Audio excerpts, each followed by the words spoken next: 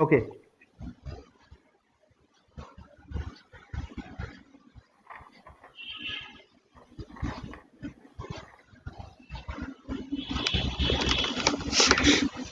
Dr. Yadav, please keep yourself on mute.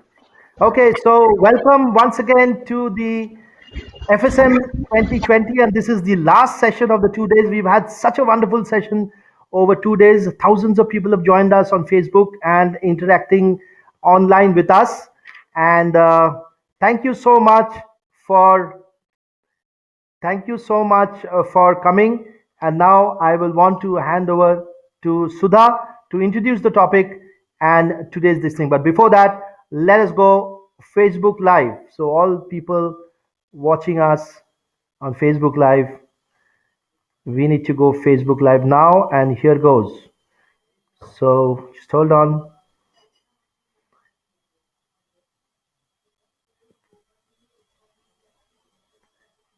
Yes.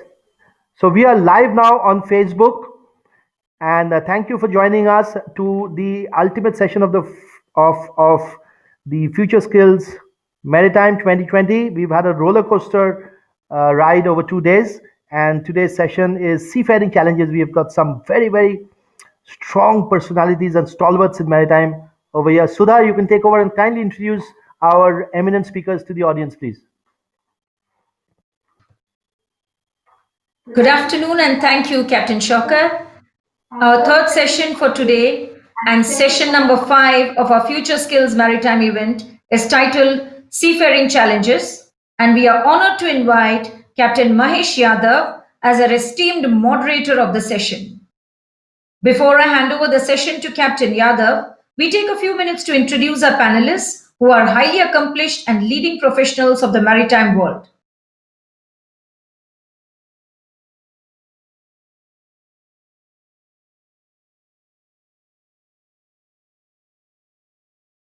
Captain Mahesh Yadav, Director, Foreign Owners and Ship Managers Association, FOSMA.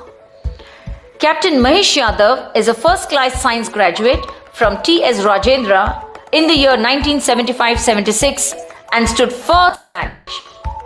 He served with the Shipping Corporation of India from 1976 to 1989 and rose from cadet to master after stints on almost all types of ships. During this period, he obtained the Extra Master Certificate in 1986. Since August 1999, he is the Director, Maritime Education and Training, FOSMA, and looks after all the training institutes under the banner of FOSMA Maritime Institute and Research Organization, in addition to performing the association's activities. He has participated in all 8 sessions at IMO for the revision of the STCW from 2007 to 2010. Captain Yadav is the chairman of STCW Implementation Committee in India appointed by Directorate General of Shipping. In 2010, he was conferred with the National Maritime Day Award for outstanding contribution to maritime education and training. His vast theoretical knowledge as well as practical skills make him the undoubted indefatigable mascot of maritime training. The Naval Connection proudly presents Captain Mahesh Yadav as speaker at the FSM 2020. Mr. Maneesh Pradhan, Managing Director, Anglo-Eastern Ship Management India Private Limited. Mr. Maneesh Pradhan heads the largest crew operation from India. He has over 26 years of experience in shipping, which includes his 10-year tenure at sea and 16 years ashore. He is a marine engineer and an alumni of Directorate of Marine Engineering and Training, Kolkata. He joined Anglo-Eastern Ship Management, Hong Kong as junior engineer in March 1994 and worked his way up to the rank of chief engineer in 2001. He went on to join the Anglo-Eastern office in 2004 as a fleet personnel manager in Kolkata, India. He then moved to Anglo-Eastern's Mumbai crew office in 2011 and was eventually appointed as managing director of the crew operations in India on 1st January 2019. He was also involved with the startup of the Anglo-Eastern offices in Odessa and Jakarta. With Anglo-Eastern currently handling a total of almost 21,000 Indian seafarers, working with people is Maneesh's passion and comes from his heart. During the current pandemic, Anglo-Eastern arranged the largest number of crew changes for Indian seafarers with a count of over 22,000 crew movements done since lockdown until date. Besides this professional occupation, Mr. Pradhan has started Anavi, an NGO in 2009 in Kolkata that now operates in 7 cities across India. The NGO is now supported by Anglo-Eastern and the workforce are the wives of the officers and staff of Anglo-Eastern. Very few people in industry share the kind of relationship with the seafarers which Maneesh Pradhan has built over the years. Pradhan in Hindi means prime, which he is, the true prime mover of seafarers in India. The Naval Connection proudly presents Mr. Maneesh Pradhan as speaker at the FSM 2020. Sonali Banerjee, India's first lady marine engineer and senior surveyor, Indian Register of Shipping. Sonali passed out from the Department of Marine Engineering and Training, DMET, in the year 1999 and created history as India's first lady marine engineer. She sailed on tankers and bulk carriers as an engineer till she cleared her Class 1 examinations. Here too, she became the first lady in the history of Indian Mercantile Marine to be awarded with a chief engineer's license. She moved ashore thereafter, serving as a manning superintendent with MSc Ship Management and then served as technical manager to offshore companies. Currently, she is employed with Indian Register of Shipping as a senior surveyor. Sonali Banerjee frequently receives invitations to speak at various student and professional forums, and she inspires women across the globe to go beyond their limits to achieve extraordinary results. The Naval Connection proudly presents Sonali Banerjee as speaker at the FSM 2020.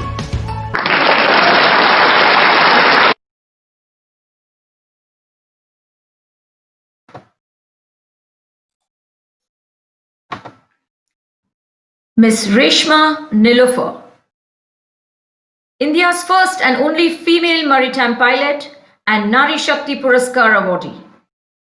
It is with great pride that I introduce Miss Reshma Nilofar as India's first and only woman marine pilot who has a name in the Limca Book of Records. She has been awarded the Nari Shakti Puraskar, the highest civilian award for women in India from the President for the year 2019, chosen by the Ministry of Women and Child Development. Reshma got her international second mate's license in 2011, after which she sailed on board some of the largest container vessels of Maersk. She qualified as a full-fledged pilot for River Hooghly in 2018. After 6.5 years of training and observing more than 1,100 movements in the River Hooghly, she was awarded the Sake of Honor, the highest award of the Rotary Club, South Districts, Kolkata. Reshma has had some lofty achievements as well. During 2018 December, she summited the mighty Himalayan peak, Mount Kedarkanta, on a solo trek. The peak stands proud at 12,500 feet above mean sea level. On New Year's Eve 2020, she summited Mount Sandakphu, 11,930 feet above mean sea level, Eastern Himalayan peak, in a group trek. Further, Reshma has been invited to Colombo, Sri Lanka for the joint event of Vista Sri Lanka and the Ceylon Association of Shipping Agents as the guest speaker on the topic titled Innovation and Transformation in Supply Chain. What's next for Sri Lanka? Reshma has not just climbed peaks, she has become a veritable peak herself through her achievements. The Naval Connection is proud to host Reshma Nilofar as speaker at the FSM 2020.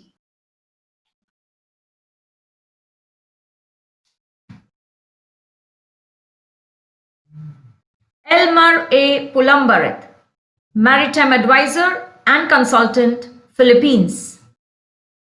Elmer graduated with honors from one of the Philippines' finest maritime institutions, the Philippine Merchant Marine Academy.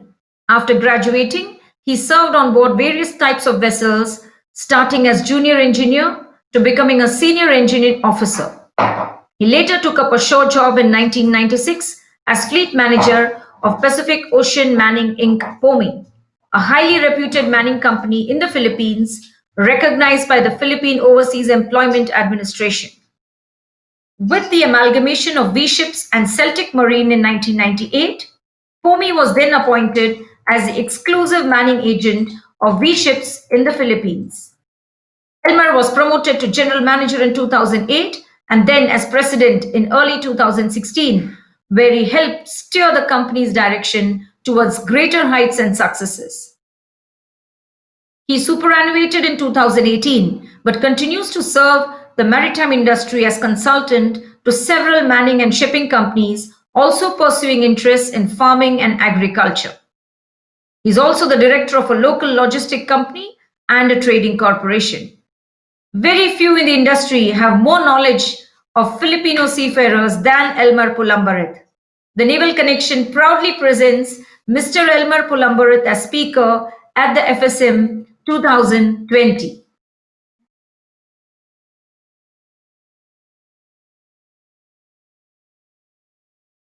Ian Robinson, career coach, President YOFA UK. Ian Robinson. Ian is a consultant since 21 years and owns a business that focuses on HR, recruitment and assessment activities, as well as career development and career advice. He is trained in psychometrics, interpreting profiles and personality types, and other leadership activities. Prior to this, Ian was a banker in the UK responsible for employee relations, recruitment, training, and team building across several departments. Ian brings decades of experience and hopes to work closely with seafarers for career coaching and transitioning ashore. The Naval Connection is proud to host Mr. Ian Robinson as speaker at the FSM 2020.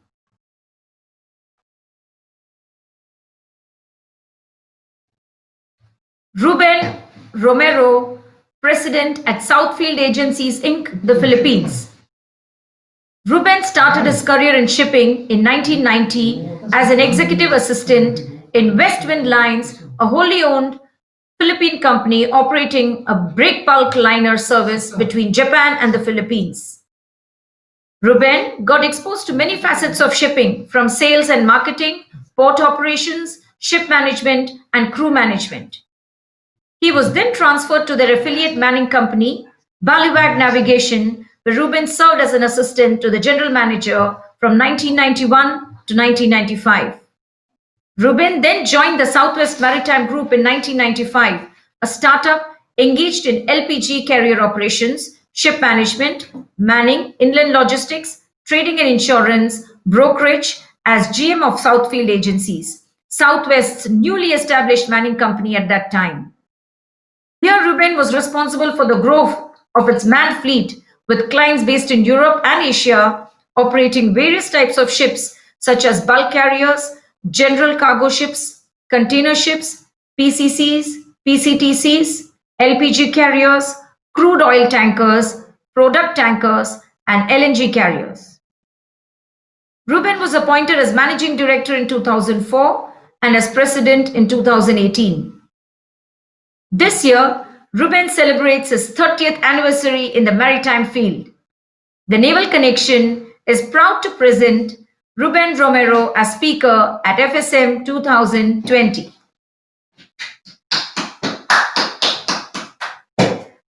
I now request our esteemed moderator for the session, Captain Mahesh Yadav, to initiate the session titled Seafaring Challenges.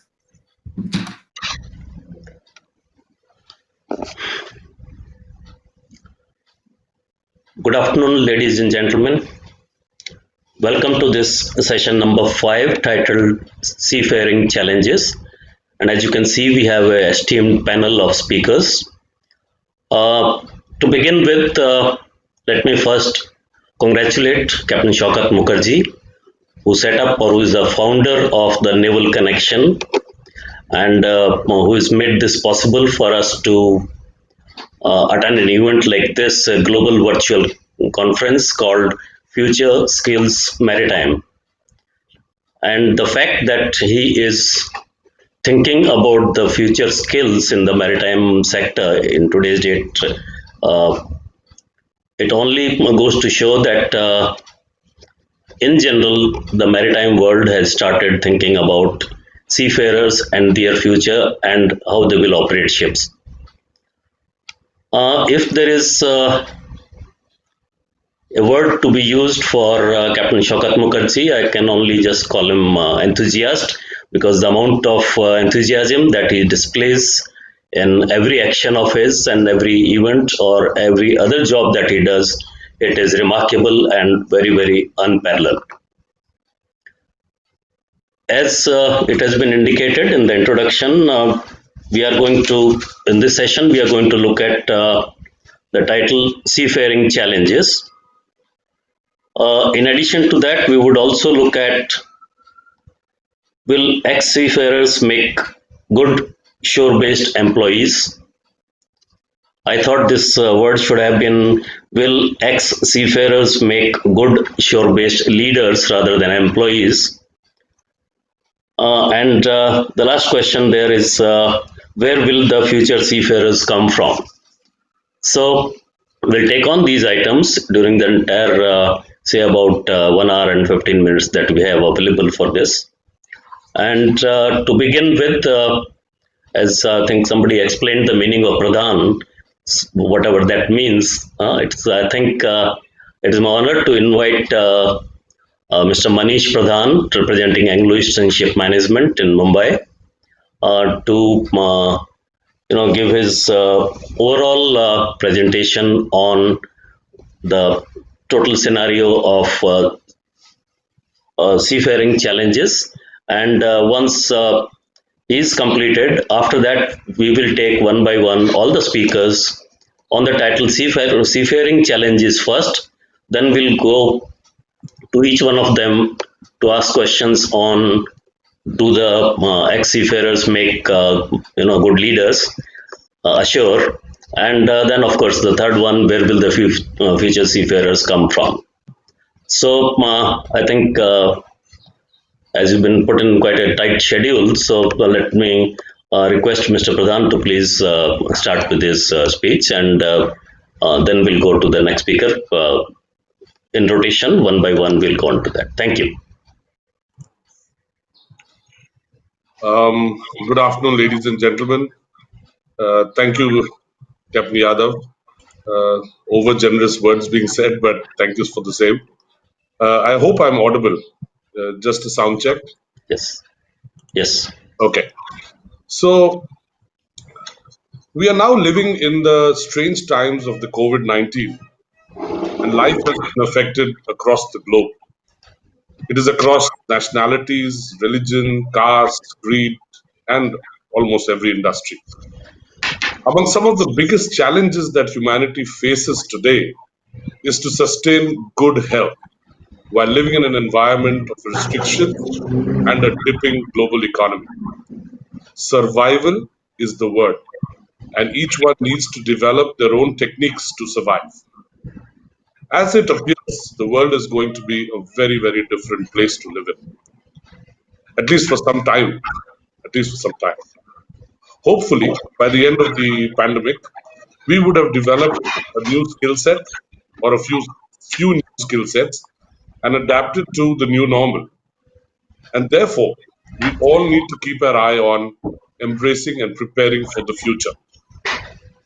Since the basic theme of this conclave is about future skills, I would like to touch upon what we can expect in the future.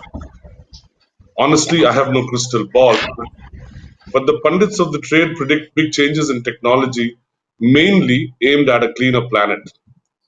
We could be seeing atomic options. Boy's atomic battery version is not the only nuclear gaining traction.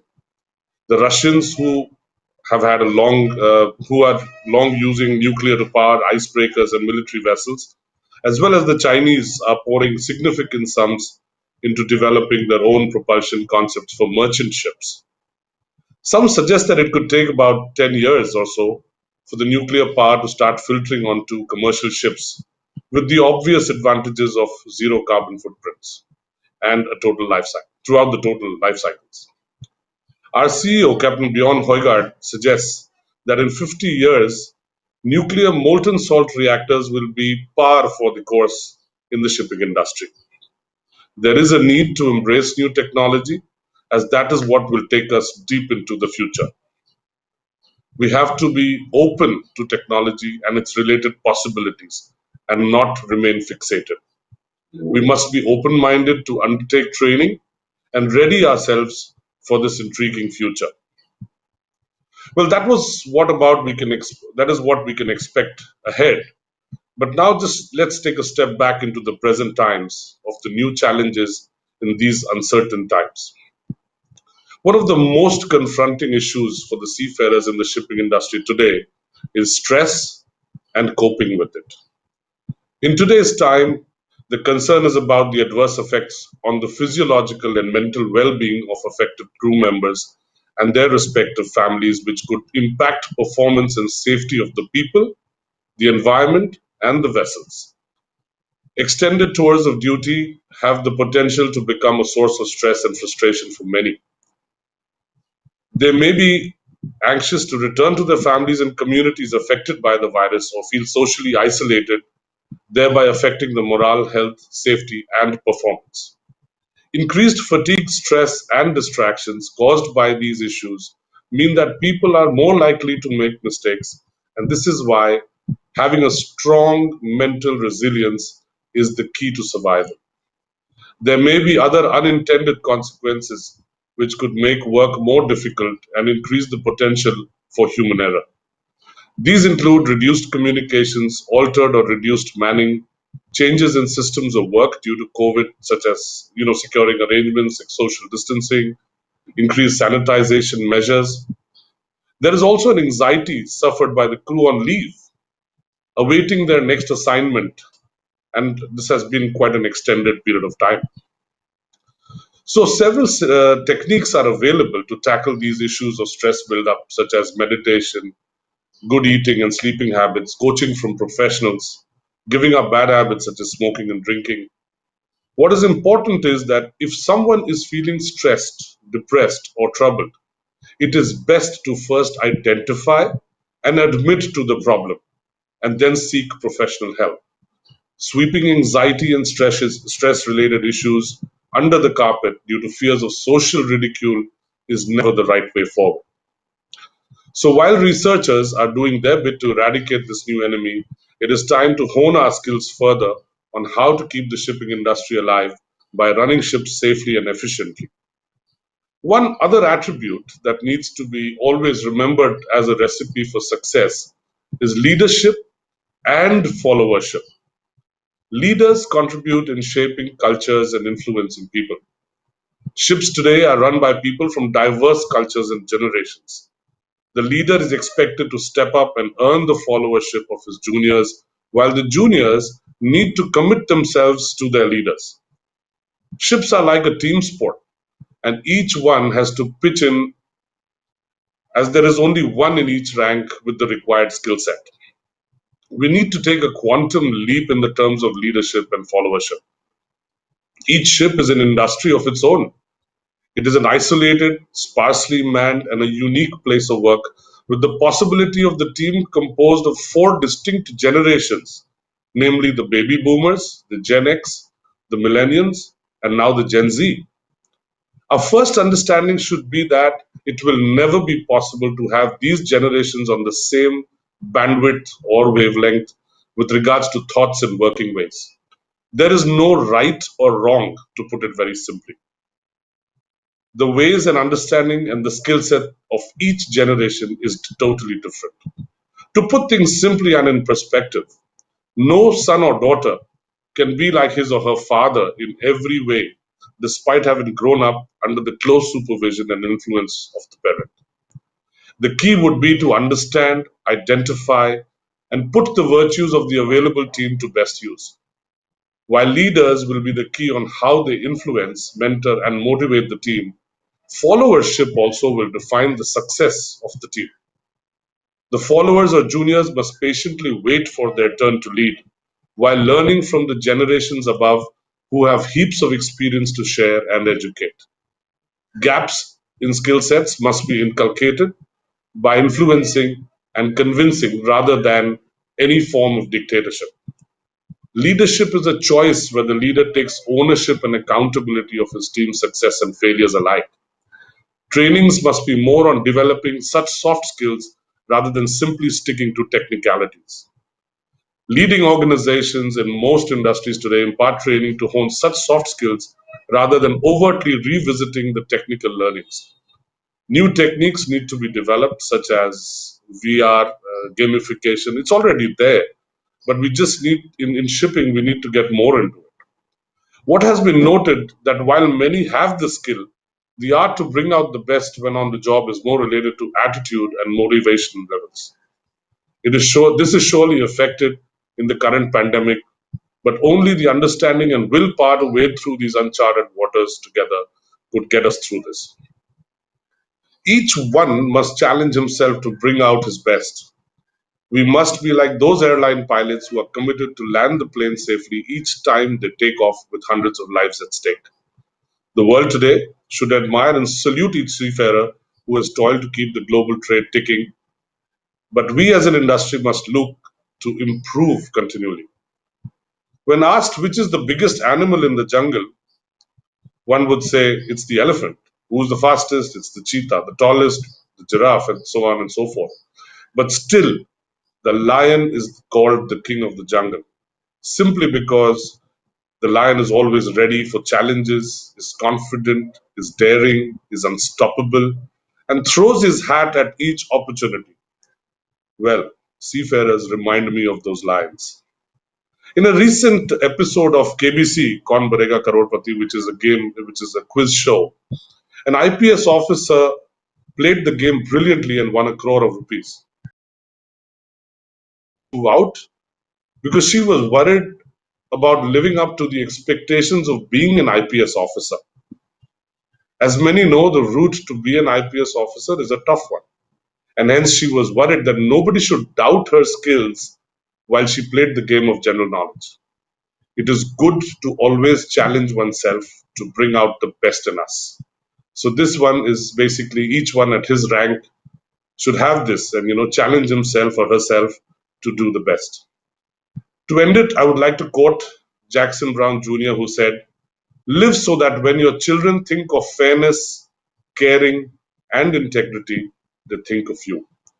Please, each one, try and inspire the generation Alpha so that we increase our footprint as aspiring mariners. I would like to thank Shaukat and his team at Naval Connection for having me on board this wonderful summit and giving me this opportunity to share my thoughts. And I wish everyone good health and safe times ahead. For me, I remain indebted to the seafaring community and the shipping industry.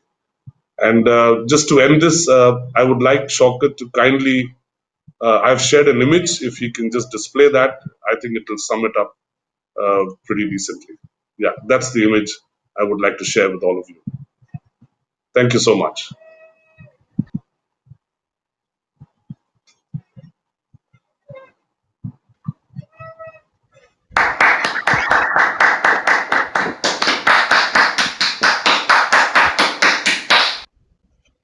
That was brilliant, sir, and very motivating for the present day seafarers.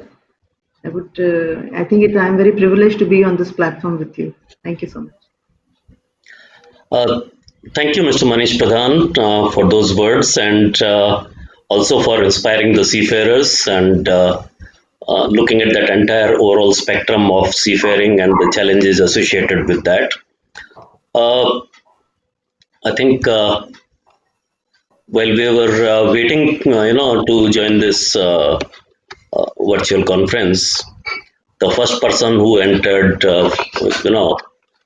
the room over there was Mr. Elmer from Philippines, and I think it's quite justified that we invite him first, being the first one to enter that room after us.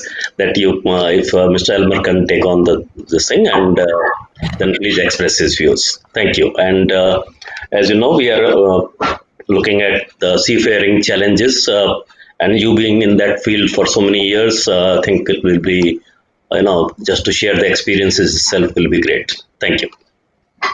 Thank you, Captain Yadav. First, let me thank Captain Shukat Mukherjee for the invitation to speak in this event. Greetings to my co-speakers. Good morning and good afternoon to all the rest attending this August gathering.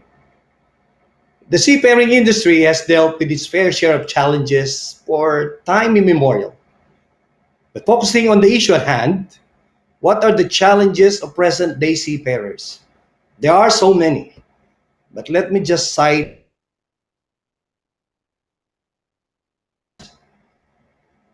pre and post COVID-19 pandemic is knowing what are the future skills required of a seafarer to meet the increasing demand to operate ships due to digitalization and increased automation, and of course, to remain competitive. The speed of technological development is faster than we expect. Our seafarers have to upskill, learn new ways of doing things. Our seafarers has to develop skills on how to become digitally aware, how to better communicate, to be more engaging in their approach, to have the ability to motivate the team in difficult situation, and of course to adapt to changing time, and certainly to lead effectively and to solve problems. While having the traditional seafaring skill is vital in seafaring job, seafarers should continue to learn more beyond what is in the STCW. Cybersecurity is another challenge. The shipping industry is highly vulnerable to cyber crimes. There is high possibility of cyber criminals using artificial intelligence. Machine learning and neural networks may be used for gathering specific data. Shipping companies have to continue to train and educate their crew about the risks related to cyber attacks or how to avoid them.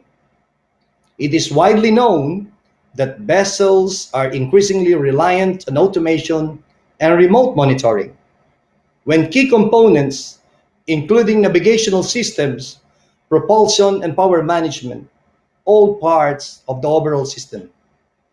The seafarer know they need to be part of safeguarding the vessel, and hence our seafarers should be given more materials and training to become prepared when it happens. Prolonged stay at sea and uncertainty of relief due to global pandemic resulting to delayed crew changes is another challenge. Seafarers are facing many different problems on board, including low energy level, emotional distress, mental stress, anxiety, isolation, feeling of loneliness, disturbed sleep pattern, and many more challenging experiences we heard from our seafarers. In the same manner, those seafarers who are on vacation have quite a number of challenges as well. Securing food on the table, continuity of livelihood, fear of infection, health concerns, and many others. Thanks to our determined and durable seafarers who stormed the challenge of overstaying on board, and those who are on vacation for being resilient, waiting for the right time to join the vessel amid series of quarantine issuances and health protocols. Incremental environment regulation is another challenge to our present seafarers. There is a never-ending shipping regulation. Emission reduction is one of the many to comply with the ship operators, where seafarers are part of the overall team to ensure its retention is affected. As more seafarers are reliant on their income to provide hope and support to the family and even the extended family, a disturbed rotation affect the regular schedule returns. And this is another challenge to seafarers who have no enough savings. Renewing certificates of competency and training compliance and attendance is another issue. While there are various platforms and means which are appreciated by many, some seafarers in remote location may have low internet connection, particularly in the Philippines, where we have thousands of islands, or their gadgets are not up to mark. This is posing challenge to those who want to comply but unable. There are some more, but I am a firm believer of positive outcomes. As one of the international bank motto says, we can find ways, and I'm sure we do. With the technological advancement shaping up faster, the next thing to ask is, are we ready to take new move? What are the challenges of seafarers transitioning to shore job? Will ex-seafarers make good base employees or, as Captain Yadav mentioned, leaders? Let me share my thoughts. Leaving an active sea career is not an easy decision. Usually, there are two types of seafarers. One group is happy to continue sailing until he or she can. The other group are those who want to hang their boots early. There are numerous opportunities ashore that are related to maritime or shipping industry. It is up to seafarers to take it for grab. With the right timing and guidance, I believe ex-seafarers or current seafarers will make good shore-based employee or leaders. Many who are here today in their respective places participating in this FSM 2020 were ex-seafarers and are now working or have worked successfully ashore. I believe success and fulfillment decision to move ashore is as important to a seafarer as his or her initial decision to go to sea. Hence, the right preparation. Allow me to share my personal experience when I decided to move from being a senior marine engine officer on board to working ashore in a crew management company. It may not be applicable in the present time, but let me share if you so wish to hear. I passed through key transitional stages before I finally decided it is time to move on. The first stage is objective setting and personal review. Pose questions. Would you like to continue to be at sea for long or being with your family for good in the not so distant future? Another question could be greater opportunity and career advancement ashore or want to achieve more? Then tick the box, yes. Next is self-assessment. Review your qualification, skill, experience, knowledge, and compare to the intended role you want to be part. Remember, we practice onboard leadership, we manage team, we organize tasks and work assignments. These are all transferable skills. If the result of your self-assessment is yes, then tick the box. Of course, consider the financial impact. Admit it, seafaring offers a financially lucrative job. It was in the past, and I believe in some location, it is still in the present. While there are many somewhere between below to the middle level in the shore organization. Hence, you have to assess your financial readiness. If the answer is yes, then again, tick the box. Culture change. Shipboard life is more about following the chain of command and control. The approach is very tactical and need immediate action to achieve desired results. Approach in working ashore is more strategic. diplomatic, collaborative. There change, then again, tick the box.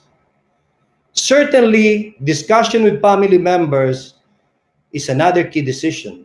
One way or another, you need your family support and their agreement to take the consequential result of your action and decision. So be open with them, including the timing.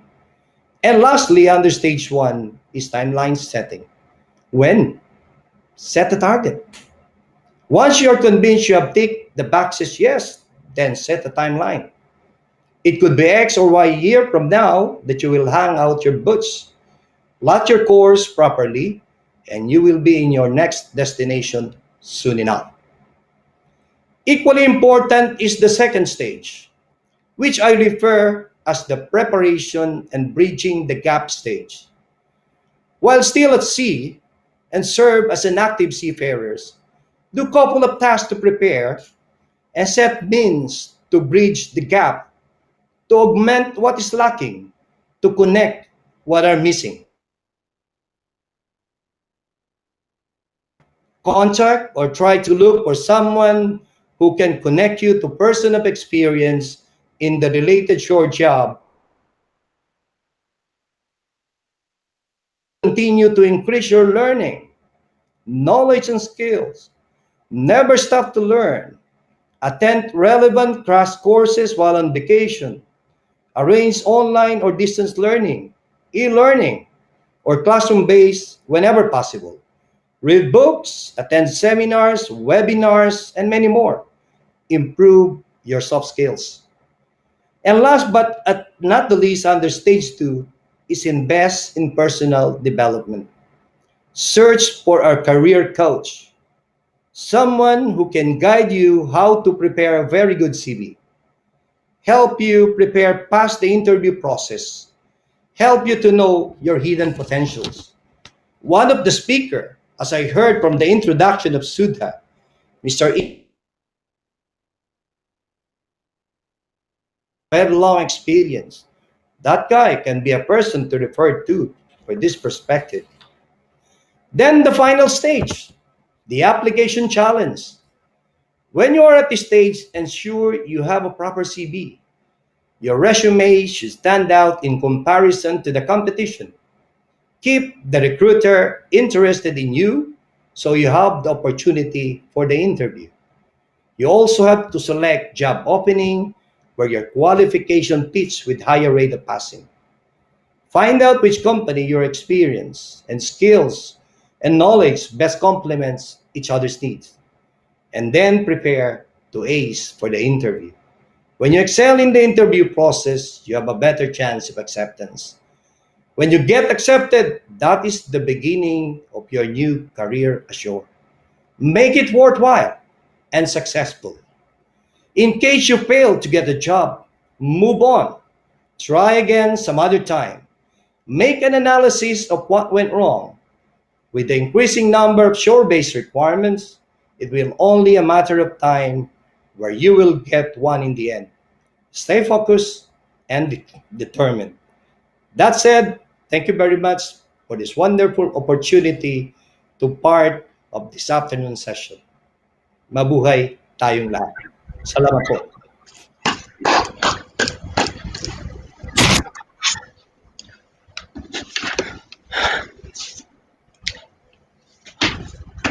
Yeah, thank you, Mr. Elmer. You can hear me? Yes, I do hear you. Yes, thank you. Thank you very much for such a good, inspiring speech. And I won't let you go so fast. I have one question for you. Representing the country which is the largest seafarer supplier nation in the world, you mentioned that we must continue to do much more than the STCW convention. While I understand that the STCW convention only lays down the common minimum standards which are required to be followed internationally, we keep hearing in all the forums and in today's date in the webinars that STCW says this, so why are we doing this? Why are we doing more than that? Uh, or if this particular thing, the STCW requirement is so much, why have we made this requirement to be this plus this plus this? Can you have some views from you on this topic that you mentioned, more than STCW? Thank you very much, Captain Yadav, for that question. That is a very valid point. For me, STCW, compliance to it is very important, very vital, and very crucial. But that will serve only as one of the compliant issues. There are many other things that we have to do, in my opinion, particularly in this changing developmental world, where many of our seafarers may be lacking the soft skills, may be lacking some of the ability to adjust, to adapt to the new environment, to make sure that what is there at present may not be present in the future.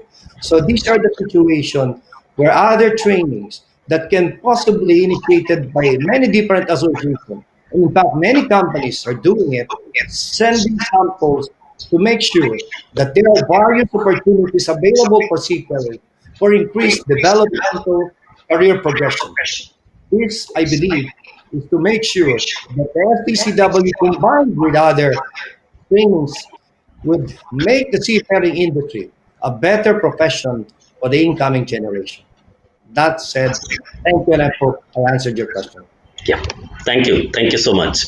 And I think with this, it's my pleasure to invite the one and only one, uh, a woman maritime pilot in our country, Miss Nilofar Reshma, and I request her to express her views on the seafaring challenges. Reshma, please.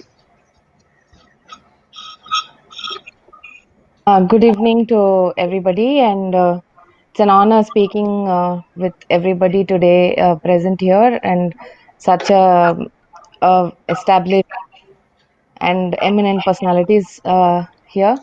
And thanks to the Naval Connection and Captain Shaukat Mukherjee. And before I speak about the challenges for seafarers, I will also go ahead and first offer my salutes to the seafarers for resiliently carrying out their duties and keeping our supply chains intact and our peoples of the world well provided for all our needs. And moving ahead to the challenges, I would like to talk about, just mention and probably think about the solutions to a couple challenges. And the first one would be about the plight of the youth, the young and budding seafarers of today. We are now witnessing a time when so many young seafarers are emerging from our very many MTIs, the maritime training institutions, and there are so many maritime institutions mushrooming around the world, and placements are becoming a major issue for the candidates who are pursuing the courses, the maritime courses, as for a career. So it has to be an obligation for the MTIs that they will offer the placements for the people who are taking up these courses, because at some point we need to be justified when we take the fee from a candidate. So that is one issue which has to be addressed at the earliest. So many anybody, you and I, can open a maritime training institute today, with just bare minimal resources, but then they will need to come up in life, and I'm talking about the future seafarers and the future for the maritime industry. So we need to take up this as one of the challenges, and the next challenge would be again for the youngsters, the promotion of officers on board. Aren't we all looking at so many job offers where companies are looking for such and such ranks, and the management level officers only and only, and there are so many budding new promotees who are waiting to get on board but not getting enough chances. There is statistics in India where we hear about, say, about 2,500 fourth engineer officers, MEO class 4, and passing out, and then there's 500 chief engineers passing out. So, where is the missing, 2,000 people? Now, yes, there are people who drop out and they stop sailing, and they move out to the other venture into other jobs. But then what about the others who are here? Why is there such a disproportion when it comes to the management level and the entry level officers? This, as an industry, we need to look at this disproportion, and why in-house promotions are not happening in our companies.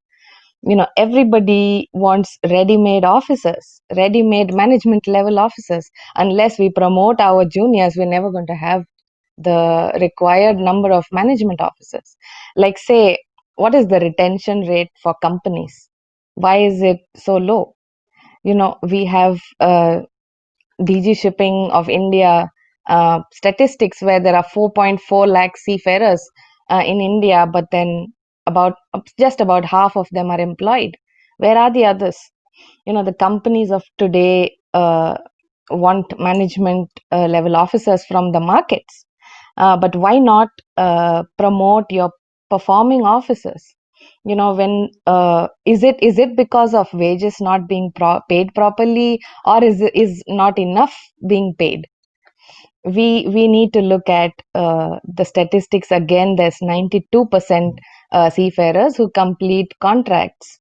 Now, if they are completing contracts and not falling off, dropping off in between, then they have performed during their contract, right? So if there's one officer who's performing and finishing their contract, and they have done 2 contracts without promotions, you lose out, because this person is now going to shift companies, and you lose out on that potential from that person. So direct promotion, promotees, employments needs to be looked at, and we need to review and revamp the promotion policies in companies. Why are promotions only based on, with due respect to the COCs and the certificate of competencies and the requirement for sea time? What about the appraisals? Why are the promotions only based on appraisals? So are we just here in this industry to please our bosses, our immediate bosses, like, say, the master and the chief engineers? No. Now, who will make their appraisals? Do we have a set procedure which is disclosed in manuals, in company manuals, where the management level is also appraised, their appraisal is given on paper? So, see, we have accidents happening everywhere around the world, and can we look into the uh, statistics as to what is the average age of the management officers on those vessels where there have been human errors? Are these youngsters or are these old people? So is it just experience we are looking at, or are we also looking at quality of officers? We are not trusting the young legs who are capable. And I was recently told by Captain Sanjay Prashad that there has been a Captain V. Sharma who got command at 29 years old, and he got command on a VLCC, and at 35 years old he became the head of Shell Tankers Brunei. Now, aren't we losing on the quality of such leaders in the industry when we only look for experience? So there is a quote also from a book where it says, you may have experience of 20 years, but it could be experience of 1 year. You've been at that job for 20 years, but you're only as experienced as a 1 year experienced person. You have not faced everything. You have not seen all of the issues which can be faced on board. So this is another issue which I wanted to talk about, and the only solution I can think of is revamping our promotion policies and opening doors for the younger officers, for the new promotees, and in-house promotions. And the last one which I wanted to talk about is mental health.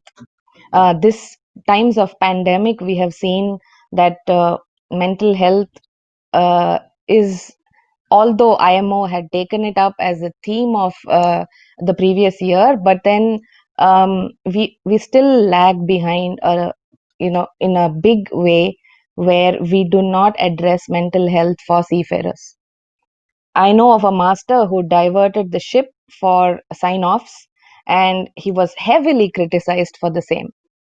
But I, for one, I don't know about alternate opinions from the eminent personalities sitting here, but I know for one that he was better off answering the companies and the charter party and everybody else than answering to families of those if he had had a couple suicides on board. He was better off, trust me. So seafarers are doing a great job in not letting the stresses of this pandemic get to their performance. I'm working ashore, and I feel that I'm not performing like I used to before the pandemic. Now seafarers are far away from their houses. They have much more stresses. Now, if they have not let it come in the way of their work, that is already a great achievement. But for those of them who are not able to speak up, who are not able to handle it, where are we? Are we having a helpline to reach out for unbiased help for our seafarers? That is something I would like the industry to think about. We need a helpline, just like ashore, how we have suicide helplines, and there are anonymous helplines for various issues, mental health issues, and I would like to see a helpline for seafarers, just like a medical helpline, also for the mental health. So these are the challenges which I would like for the industry to address. Over to you, Captain Yadav. Yeah, thank you, Ms. Reshma. The words that we write in the logbook is as per master's orders and pilot's advice. I thought we should have been getting a lot of advice from Reshma. However, I think you raised very pertinent questions and some very difficult ones. And probably the most difficult one out of that, I would say, is from the time, at least in India, we went outside the government sector for the maritime training. This question of should we train less? Should we train only that much? What is required by the industry? Should we train 20% more to allow for the people wanting to go into other professions, and so many other options? Naturally, every human being can be different. And starting from 98 onwards, probably there have been 5 cycles which already passed between train only that much who can be employed and train as much as possible and they will find employment sometime or the other. So my I would say simple question, but the most difficult question for you to answer will be, what is the solution? What do you propose for this? I propose that we stick to supply and demand question, and make it an obligation for the MTIs to have just enough people, and of course having an extra for the dropout ratios.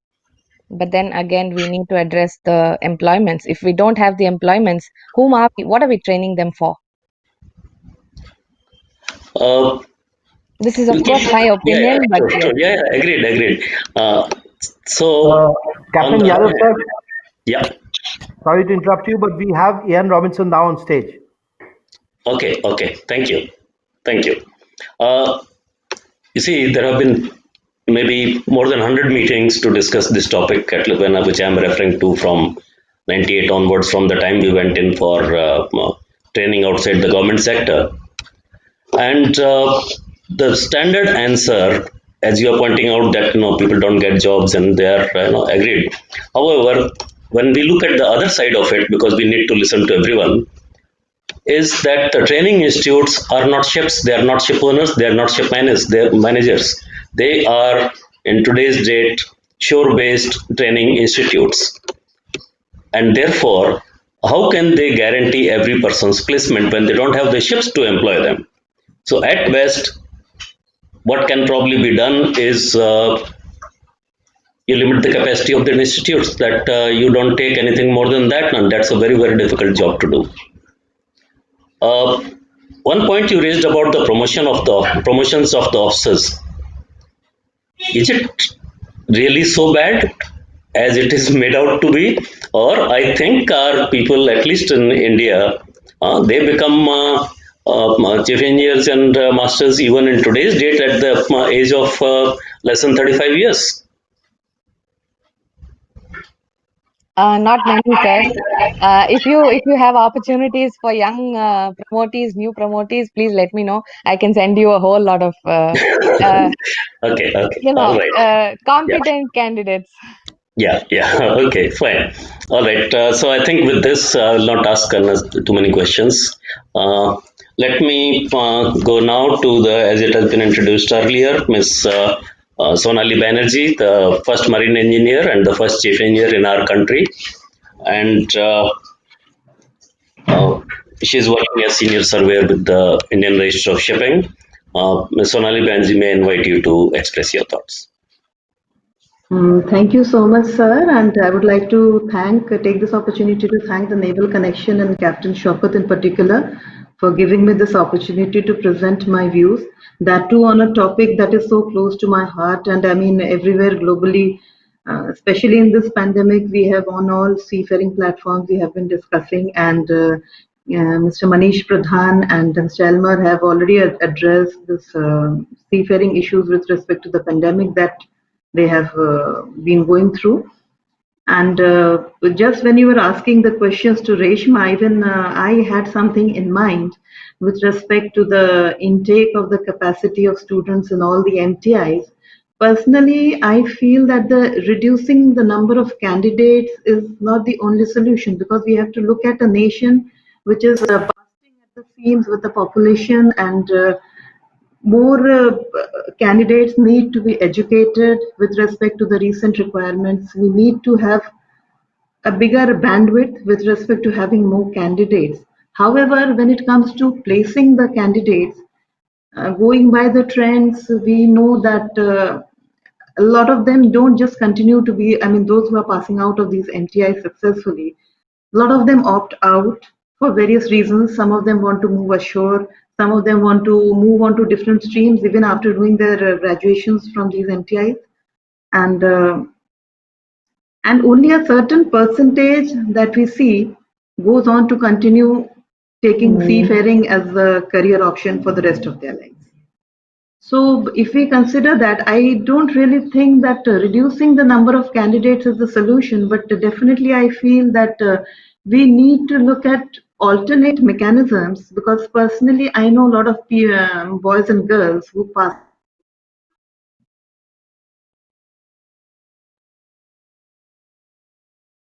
Maybe they would want to opt in for a career in, say, logistics. Some definitely go on to very different streams which has got nothing to do with seafaring.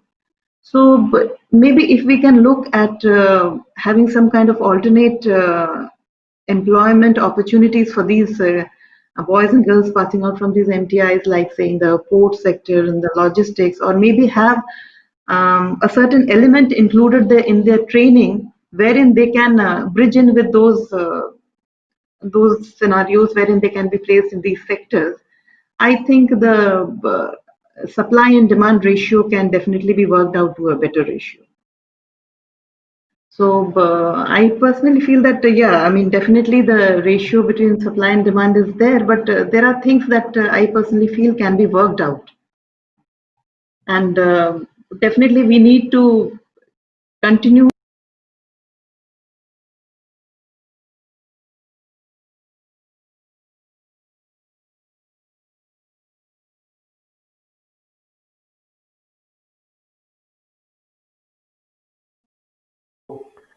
Captain Yadav, sir, I think we've lost her because of some problem. You can maybe assign somebody else now to continue to till we have her back. Yeah, but I think let's wait for a little while, 10-20 seconds at least, because the flow of thoughts, it becomes a Yeah, little difficult. So then just wait for a little while. Yeah, it just disrupts this thing. So anyway, you. yeah.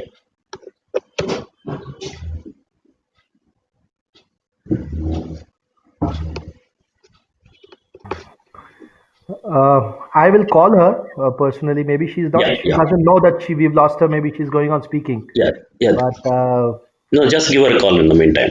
yes, sir. So we can continue. I think we can give her. The tech team will give her a call. Okay, please do that. In the meantime, I think since we were in this topic, I thought that I will try and share something with the audience. If you recall, you know, when we talked about seafarers training and then their certification and topics like this, the ROR, what we call it, or the international regulations for preventing collisions at sea, was adopted way back sometimes in the 19th century.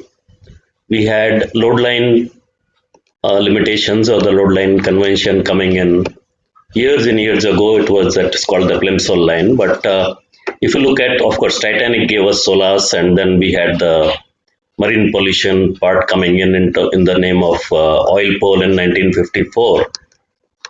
And then we had various versions of all these conventions, including tonnage and load line and Marpole, the new name for oil pole, and so on and so forth.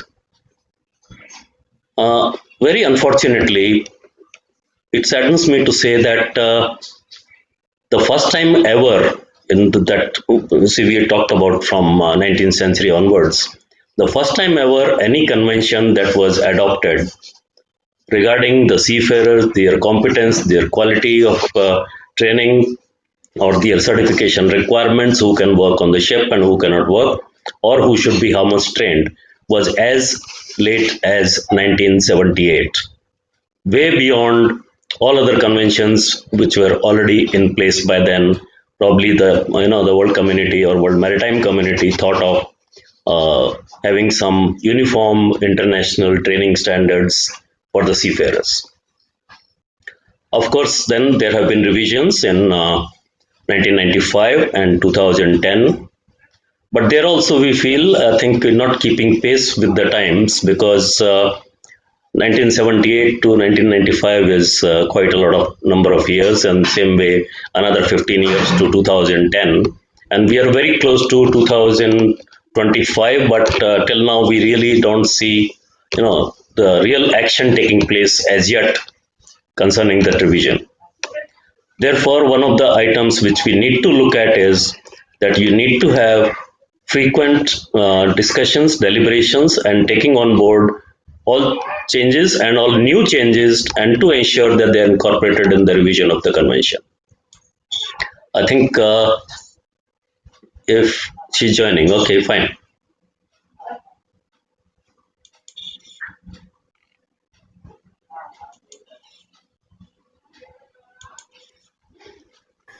Sir, I spoke to her. She's having a bandwidth issue, so we can continue with the other speakers. And she's already on stage, but we are having a bandwidth issue, a little bit of audio problem with her. We'll get that sorted out with the tech team. Meanwhile, we can continue with the other speakers. All right, fine. Okay, in that case, may I request the person with vast experience in HR and recruitment, Mr. Robinson from United Kingdom, to please express his thoughts. Hello there. Can you hear me? Yes. Excellent. Good afternoon to you. I'm sorry I'm a little late. I think there was a difference in the time.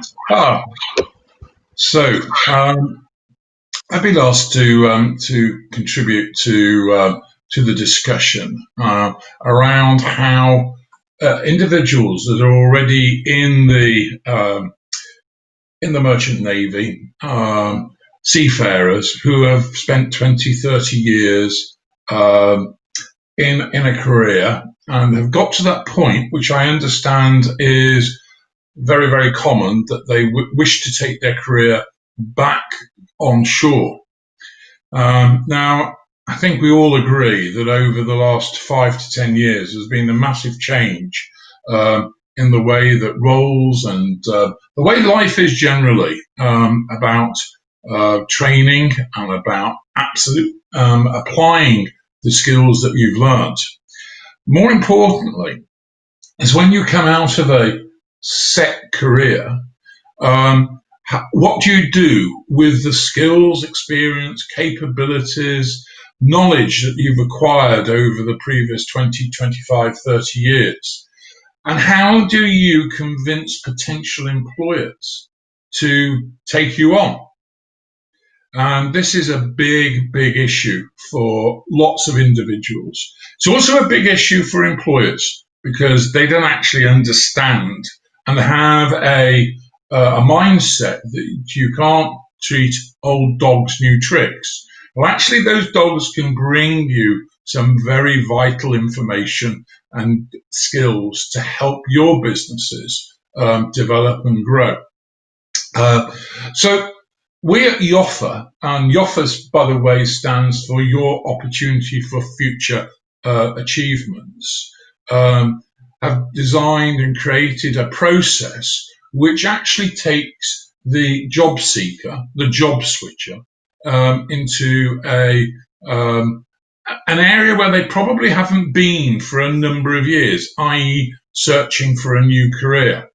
And the expectations now of employers are very different to those than in the early 90s, the late and the early 2000s.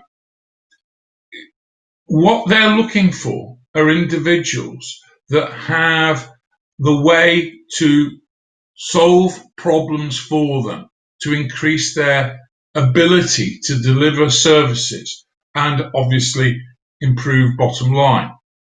So from that perspective, it is more difficult for individuals to actually take their own personal message across and explain how they can contribute to a new business.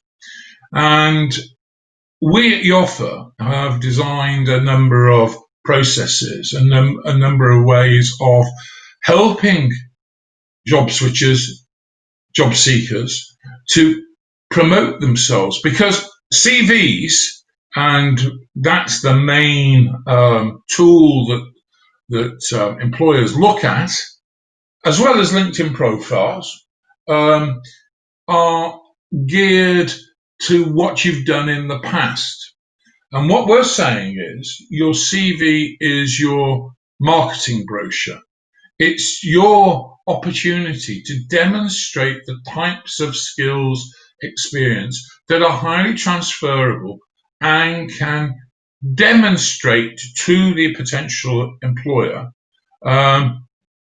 your value to a business. And the value to a business is not just about doing your job. The value of what you bring are the solutions that you can provide, the experience, your knowledge, your network, your ability to contribute to the product and service that you are providing for that business. And so as such, we have a major shift in the way that recruitment is going to continue, and particularly through the digital age, where presentations, both online and via cover letters and CVs and LinkedIn profiles, are going to be more interactive. And so individuals need to be able to convey their particular skill sets, their specific strengths and personal attributes, because it's the holistic individual that the employers should be engaging with.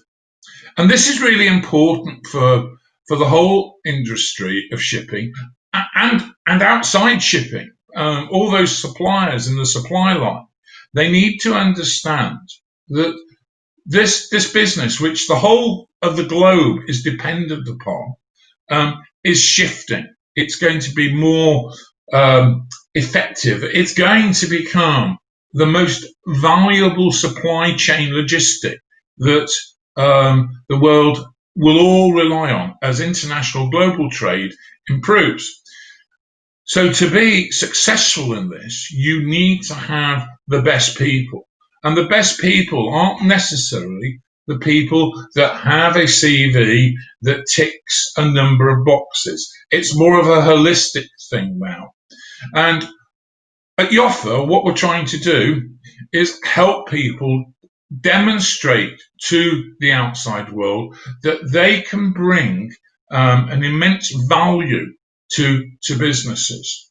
This way, you won't lose within the industry great talent. More effectively, you will gain great talent within your organizations. So employers need to make a big switch as well. Employers need to understand how they can attract great talent. They can need to understand how their potential employees can contribute. They shouldn't just look at a list of duties. They should look at what value individuals bring.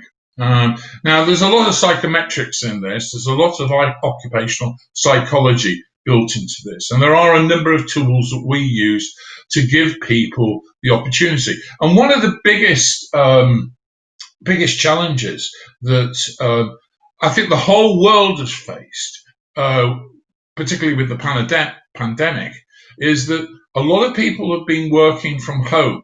And this is vastly altered the landscape within employment, because no longer, because of technology, the likes of Zoom and AirMeet and all those sort of organizations, you can now communicate anywhere within the globe effectively, efficiently, without disturbing the normal day-to-day flow. But more importantly, you have dependability. But, and as one previous employer and speaker mentioned, there are issues around psychological strength, mindfulness, mental health. Working on your own is difficult. And so, as a consequence, there are other considerations for employers and individuals to take. Are you the right person? Have you got the resilience to be able to work from home, not mixing and socializing with your colleagues on a face-to-face basis? Because businesses automatically will look for the best ways to run their business in the new environment that's cost effective and will obviously save them fixed ongoing costs. From the point of view of actually how do we now structure our workforces? And there are issues very much around how you manage those workforces. So one of the integral parts of our proposition, our support to the industry, is around about profile assessments. And we have a great package that allows us to understand what are the key drivers, the key attributes, the key strengths of individuals. And we can also understand how individuals communicate. Now, this takes, and the results of these profiles, takes a big risk out of the judgments that employers have to make as to who is the best person for the job. And for smaller employers, this is absolutely vital, because making the wrong mistake, recruiting the wrong person, can cost a small employer a lot of money. But using these tools, using this type of approach, you can enhance the movement of individuals as well as the ability of the ability of the sector, the ability of the industry to respond and promote itself. And as long as the skills trainers the hard skill trainers start to incorporate this type of approach into their processes, and as long as the employers understand what's required from an interview perspective, an assessment perspective, and it's not just about qualifications, it's the whole thing, then the whole of the skills within the maritime sector will improve and uplift. But it takes a concerted effort by leading lights within the sector to make these moves. Otherwise, you'll get the same scenarios that you have currently. Same habits produce the same outputs, and you don't want that. You want to take this sector onwards and forwards. I hope that gives a clarity to where I'm coming from.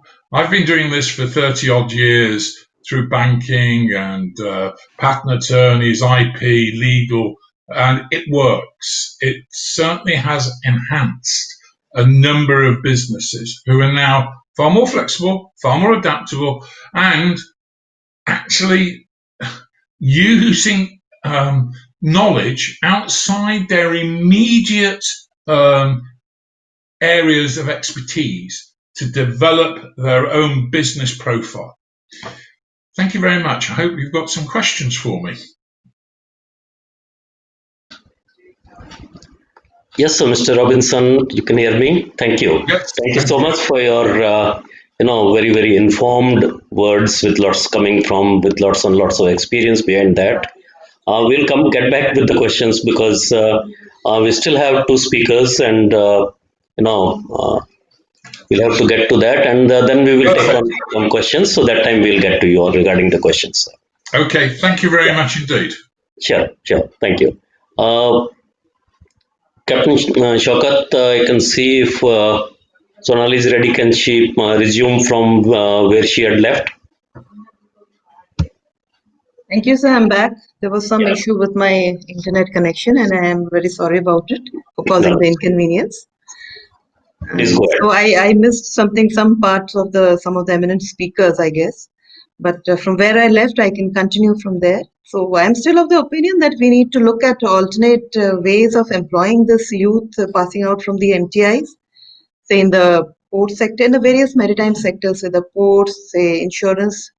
This can be achieved by including some elements of all this varied sectors of the maritime into their curriculum, which would empower them to look at various options, even if not directly being employed on the sea, on a ship.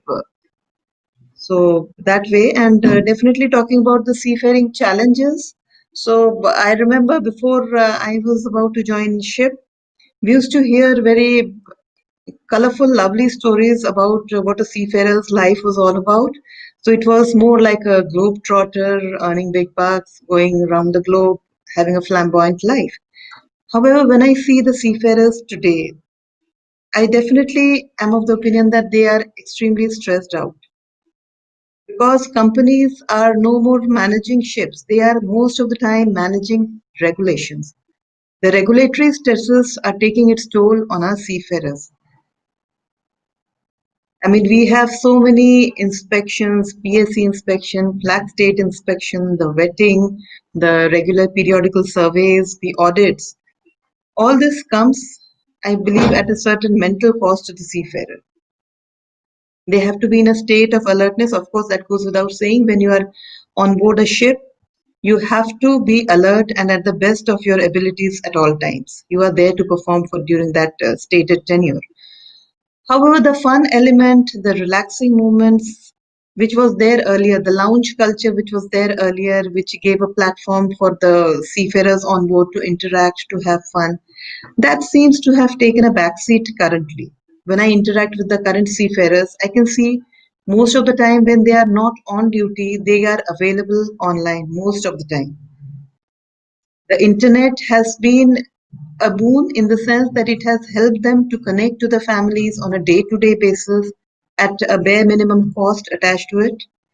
However, the bonding between the shipmates, which was there earlier, say in the lounge or say in the mess room or the dining rooms, That somehow seems to be missing these days.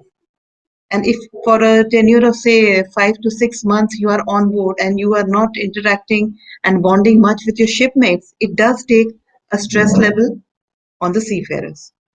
Because as human beings, it is our one of the basic needs to be able to connect socially. So if that part goes missing, then definitely this generates a lot of stress on the seafarers. Coming to the next thing, that these days I see a lot of seafarers at a very high ranks. They say we just join the ship and then we sign off. In between, they just don't go ashore.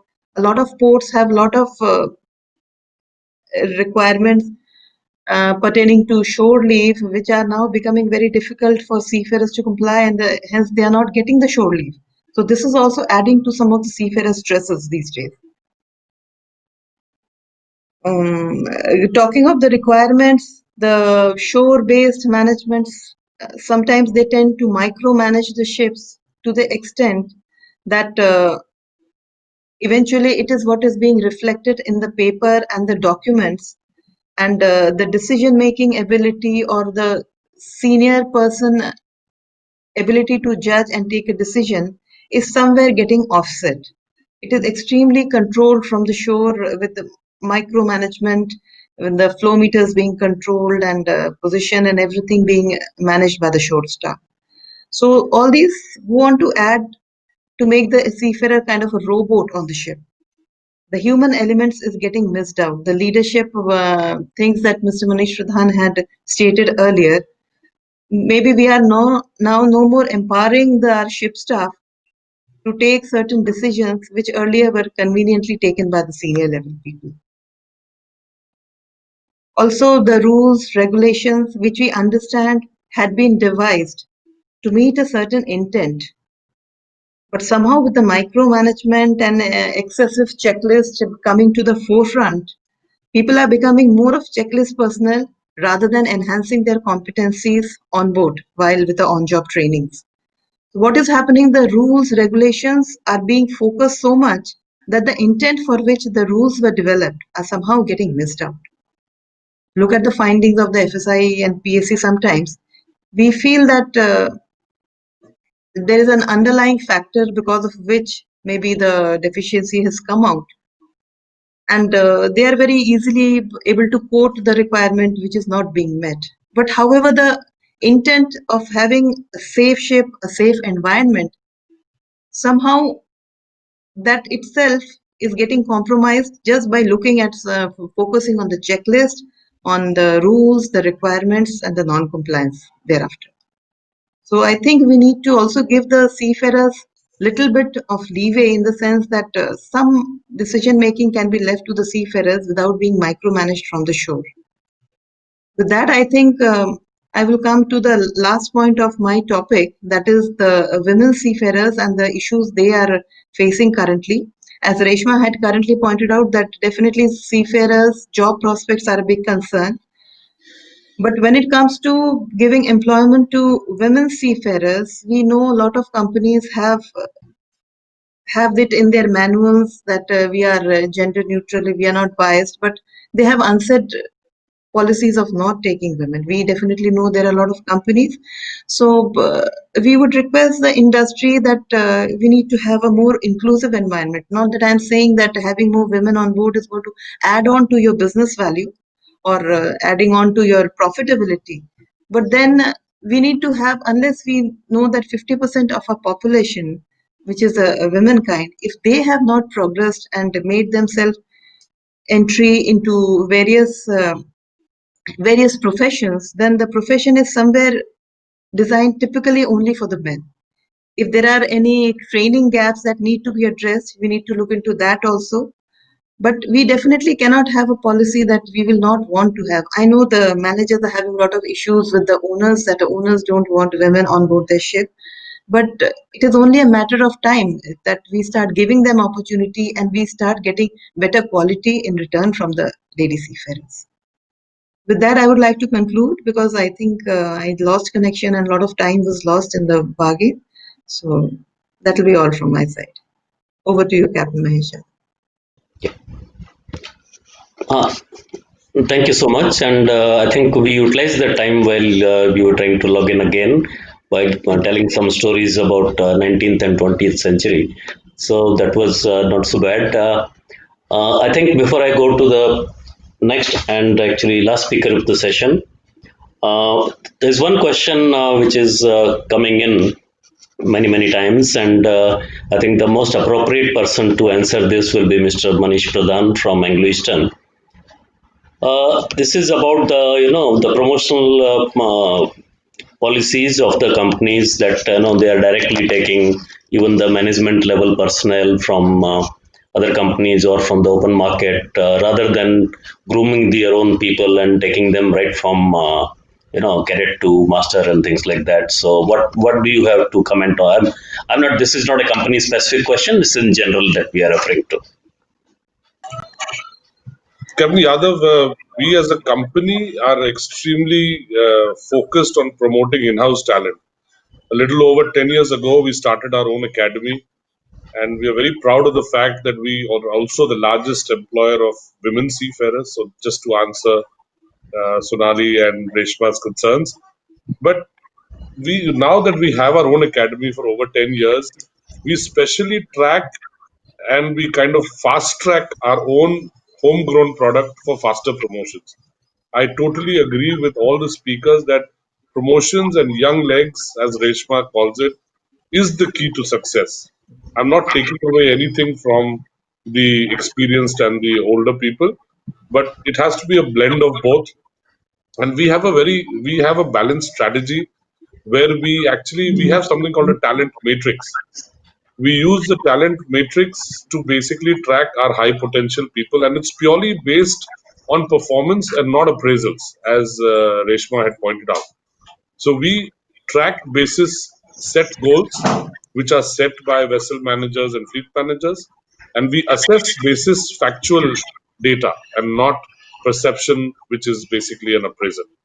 So we are very much for promotions. We are very proud that the way we promote people, I think, is amongst the fastest or at par with any other fast promotion company. And we will stick with that strategy because it's got us a lot of laurels. We have a very young fleet, and what pays off in the bargain is because we fast track promotions, our people stay with us, and hence our retention statistics are very good. Yes. Thank you, Mr. Pradhan, and I think that answers these two questions. I think now I will have to, because the time is running a little bit behind, so I think I will request Mr. Reuben Romero, who is heading multiple agencies, not only crewing in the Philippines. And sorry for calling you last, but I thought that you can very comfortably handle multiple agencies, so you can handle multiple speakers before you.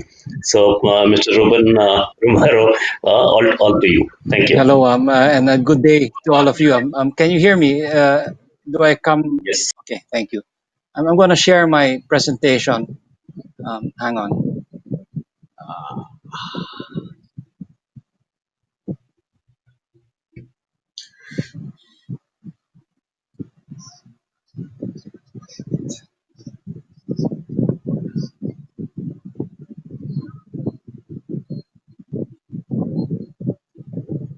Okay.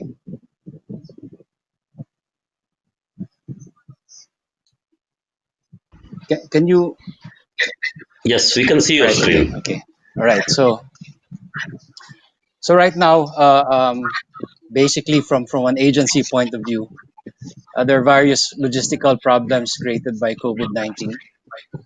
These cover policies and procedures of different countries on COVID-19, travel bans and limitations of some countries, the economic effects on seafarers, the cost of quarantine and testing, increased time on board and ashore, the risk of transmission, and training.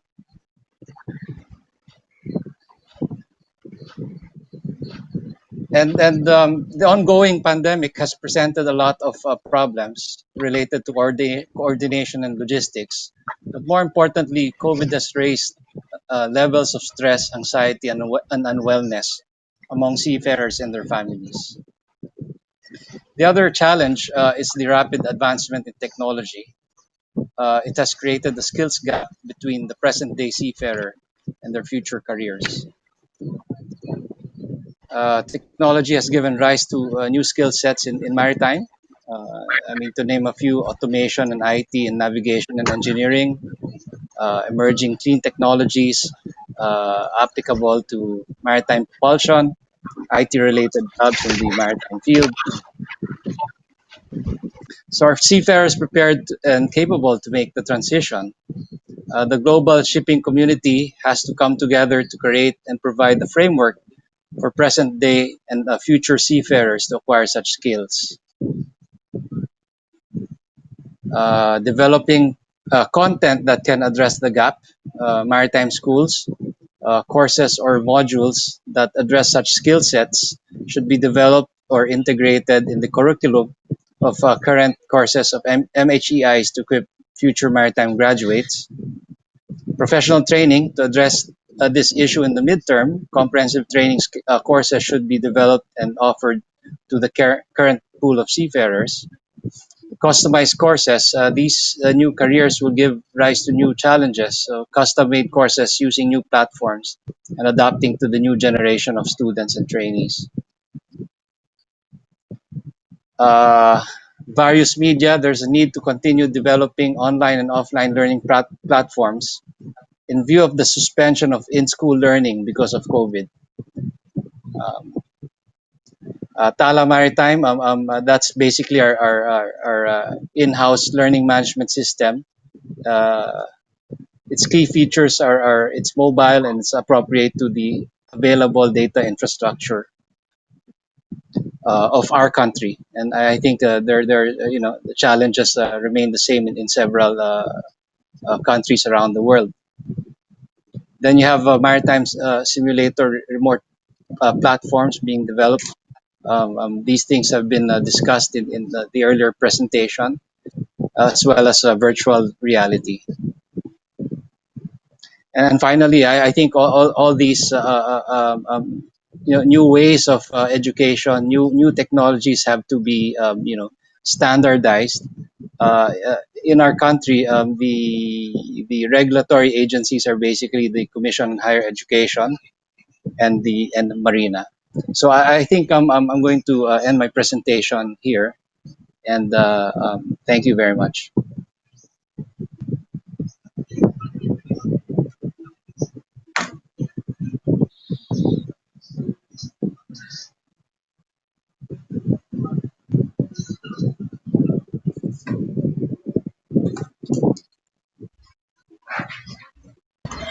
Captain Yadav, you're on mute.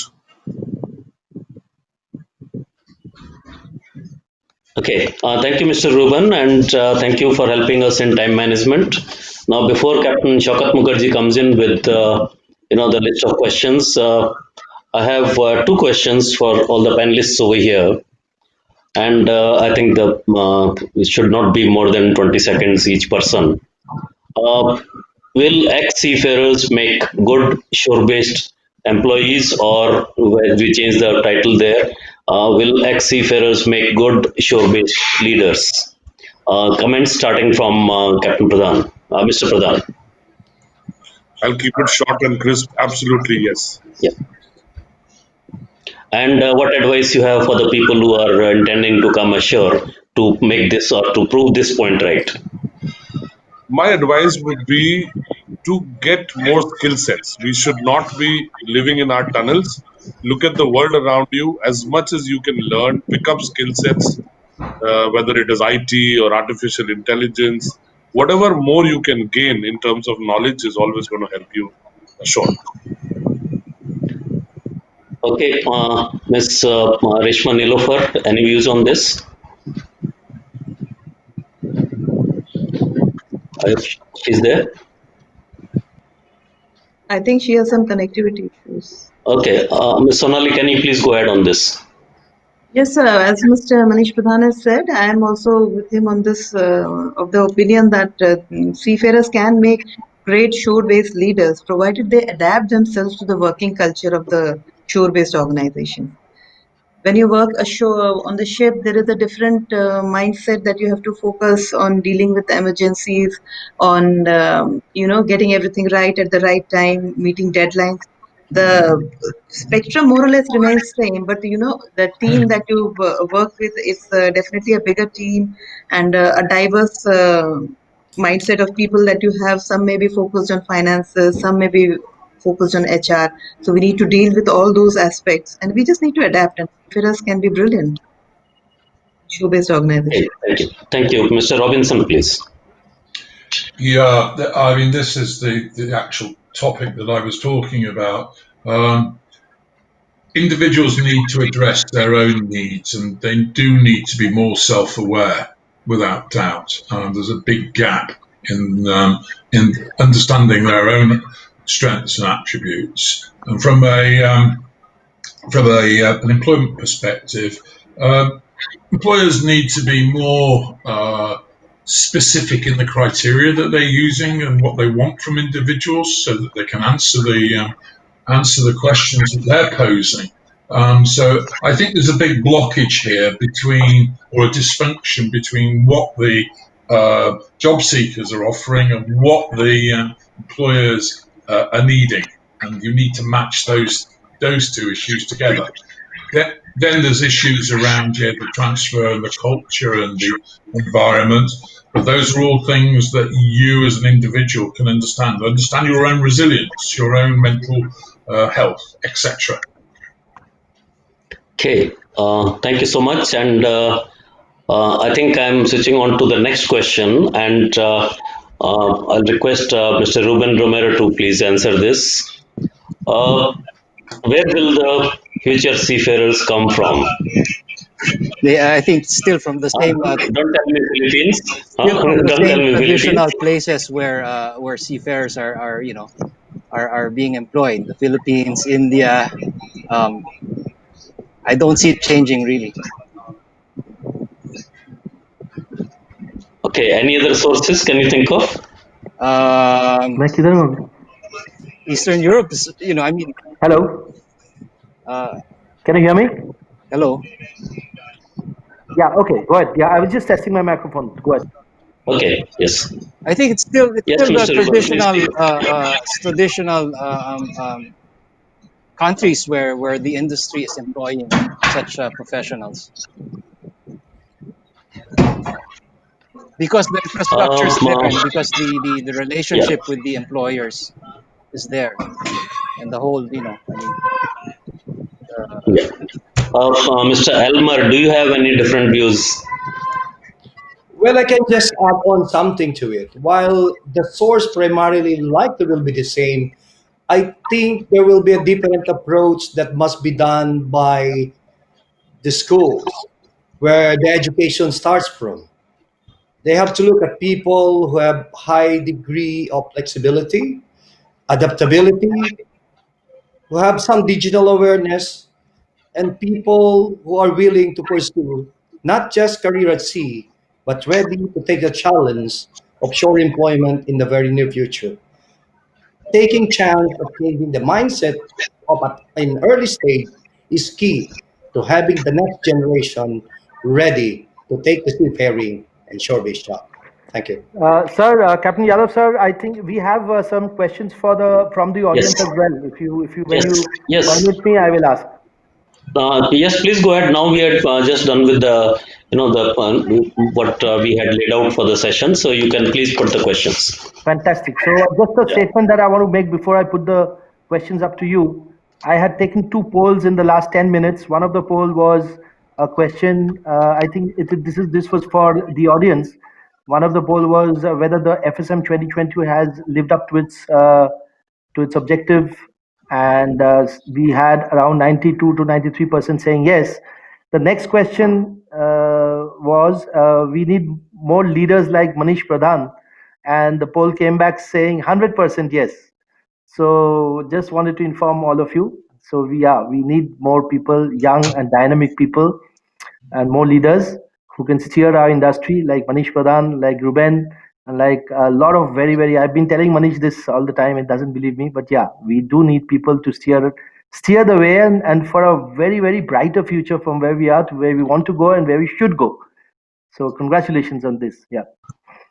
Thanks, Shaukat. I'd just like to make a quick point here, and this is from my heart, that we in the marine industry, we are now on various social media platforms and things like that. How are we going to inspire people to come and join us is only when we show our industry in good light. The problem is that every posting that you see relevant to shipping or to the marine industry is something negative. We rarely get to see people praising the profession or talking of a rescue operation or talking about the good things in life that came out of the shipping industry. So my appeal to the seniors and the juniors is, let's be positive. Let's look at what good this industry brings. We are very less known in the world, though we do a very important job. And it's upon us how we glorify this profession. Then only we're going to get good talent pool coming in, and that's how we're going to grow as an industry into a more qualitative one.